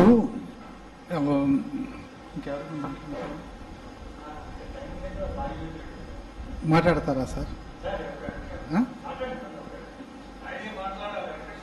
కజిన్ అవుతారు, కలిసి చదువుకున్నారు, కోరిమిల్లి వెంకటేశ్వర గారు. మాట్లాడు. వేదిక మీద పెద్దలకి సభాసదులకి నమస్కారం. నేను బెహరా వెంకట సుబ్బారావు గారు ఎలిమెంటరీ హై స్కూల్లో చదువుకున్నాం. నాకున్న క్వాలిఫికేషన్ అది ఒకటే. ఒక 13, 14, 15 ఏళ్ళు ప్రాంతంలోని వారు మా ఇంటికి వచ్చేవారు, మేము వాళ్ళ ఇంటికి వెళ్ళేవాళ్ళమి. ఆ విధంగా పరిచయం. ఇది కాక మాకు చుట్టరికం కూడా ఉంది, దగ్గర చుట్టరికమే. అయితే 1-2 కథలు చదివాను నేను ఉద్యోగం చేస్తున్నప్పుడు. అంతరం అని దీన్ని ఇదం బ్రాహ్మం అని 1-2 కథలు చదివాను. ఆ తర్వాత మరి ఎక్కడ నాకు పత్రికల్లో కనిపించలేదు. అయితే విడివిడిగా యువ, జ్యోతి ఏవో పత్రికల్లో పడ్డాయని విన్నాను. అందువల్ల మాకు అలాగా కాంటాక్ట్ అవుట్ ఆఫ్ టచ్ అయిపోయింది. నాకున్న ఆయనతో ఉన్న పరిచయం ఇది. అయితే సుబ్బారావు గారి ప్రయత్నం గురించి మాట్లాడాలంటే ఆయన సూక్ష్మంలో మోక్ష మార్గం ఎంచుకున్నారు. అంతకు మించి ఎవరు ప్రయత్నం చేయలేమో అనుకుంటున్నాను. పోయిన తండ్రి గారి గురించి కూడా ఇంత శ్రమపడి ఈ సంకలనం అంతా గ్రహించి ఆల్మోస్ట్ దేశం అంతా దీన్ని వితరణ చేసి తండ్రి యొక్క రుణం తీర్చుకుంటూ విఘ్నేశ్వరులాగా మోక్షం కూడా సంపాదించడానికి ప్రయత్నం చేస్తున్నారు. వారికి అభినందనలు. సుబ్బారావు గారి అబ్బాయి పాపం ఆయన తాపత్రయం అంతా బాగా చూసుంటారు. వక్తలందరికీ బాగా బోధపడింది. అయితే మీకు కూడా బాగా బోధపడే ఉండాలి. బహుశా ఈ 500 పేజీల పుస్తకంలో 73 కథలు, 2 నవలలో ఉన్న కొన్ని వందల క్యారెక్టర్లు, వాటి స్వభావాలు, ఆ కథ యొక్క లక్షణం, కథ ఎందుకు రాశారు, ఎలా రాయాలనిపించింది, ఇలాంటివన్నీ వేరువేరుగా తెలుసుకోవాలని ఉంది ఆయనకి. ఎవరైనా చెప్తే విందామని ఉంది పాపం, చాలా తాపత్రయం. ఆయన మాట్లాడుతుంటే వింటున్నాం, ఆయన చెప్పిన వాళ్ళు కూడా మాకు చెప్తున్నారు విషయం, దాని మూలం నేను చెప్తున్నాను. ఇలా జరగాలంటే ఇలాంటి సభలు జరగకూడదు. ఈ సభలో మీకు ఏమీ తెలియదు, దొరకదు.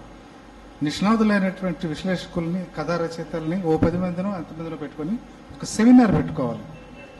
సెమినార్ పెట్టుకుంటే ఆ రోజు మనకి ఎంతమంది శ్రోతలు వస్తారనేది అనవసరం, వక్తలు ముఖ్యం. ఆ రోజు ఈ రికార్డింగ్ చేశారనుకోండి, మీకు కావాలనుకున్న అవుట్పుట్ వస్తుంది. దాంతో మళ్ళీ మీరు ఒక పుస్తకమే వేయచ్చు, నా సలహా అంతే. తర్వాత ఈ వేదిక మీద పెద్దల్ని సత్కరిస్తానండి, కొంచెం చెప్పండి అని అన్నారు ఆయన. సత్కరించవచ్చు, మీరు బోధన సహాయం చేస్తాడు. డివి సూర్యారావు గారికి ఆయన కృతజ్ఞతలు తెలియజేసుకుంటున్నారు.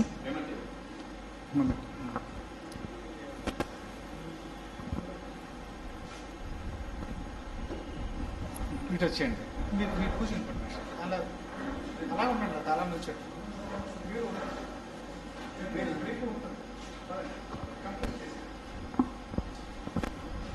భూషణ్ రాజేశ్వరరావు గారికి జ్ఞాపిక.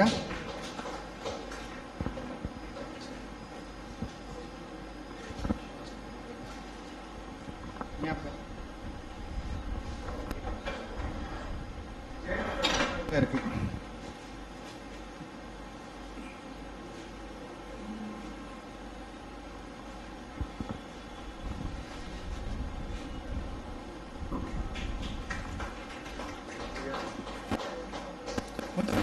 కూర్చోండి.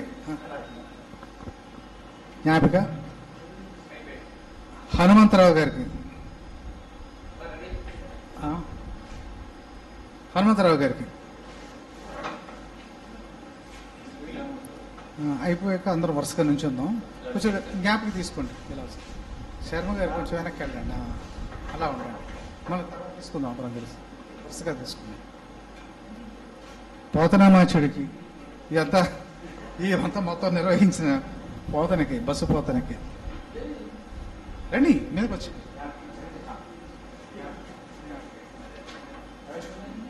పోతనకి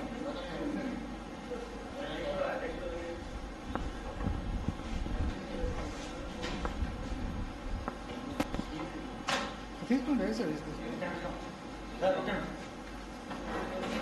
ముందు మంచి అబ్బాయి, చాలా సురుగ్గా ఉన్నాడు, కుర్రాడు కదా.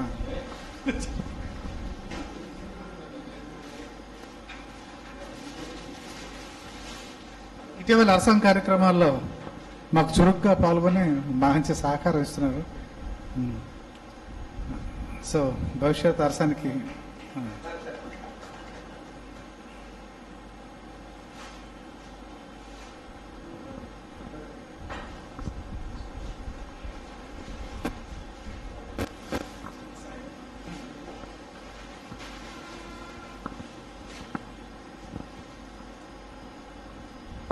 మాకు కూడా నెట్.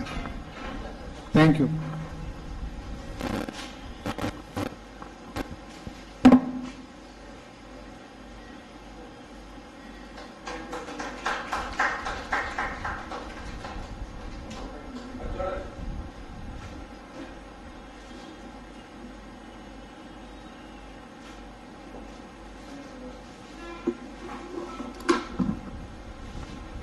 మనస్తత్వం కానీ ఎలా ఉంటుందంటే తటస్థంగా ఉండే తటాకంలా ఉంటుంది.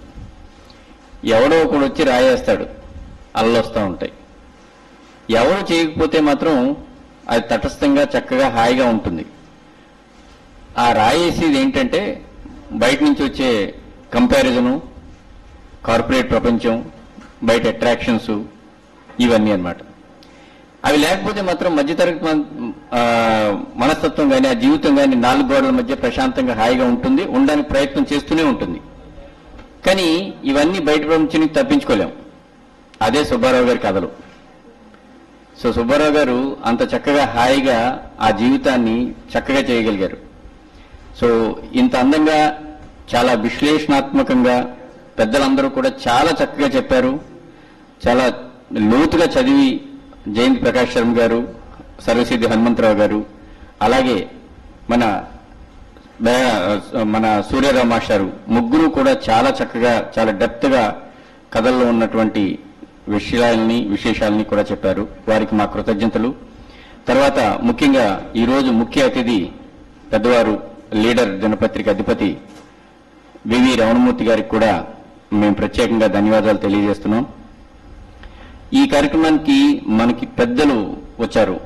కేఎస్ సార్ వచ్చారు, అలాగే బండి సత్యనారాయణ గారు, తర్వాత చిన్నసూరు నారాయణ మాస్టారు, అలాగే పెద్దలందరూ కూడా చాలా మంది వచ్చి చాలా చక్కగా, అలాగే మర్చిపోయాను మన సుబ్బారావు సార్, ఓకేనా, సార్ వచ్చి కాళీపట్నం సుబ్బారావు గారు వచ్చి ఈ సభని దీన్ని చాలా చాలా అందంగా తయారు చేశారు. మీ ప్రెజెన్స్ చాలా బాగుంది. ఈ పెద్ద పుస్తకానికి మీరందరూ పెద్దలుగా వచ్చినందుకు కూడా మరీ కృతజ్ఞతలు తెలియజేసుకుంటున్నాం. అలాగే లైబ్రరీ వారికి కానీ ప్రెస్ వారికి కానీ కృతజ్ఞతలు తెలియజేసుకుంటూ ధన్యవాదాలు తెలియజేసుకుంటున్నాం. Thank you.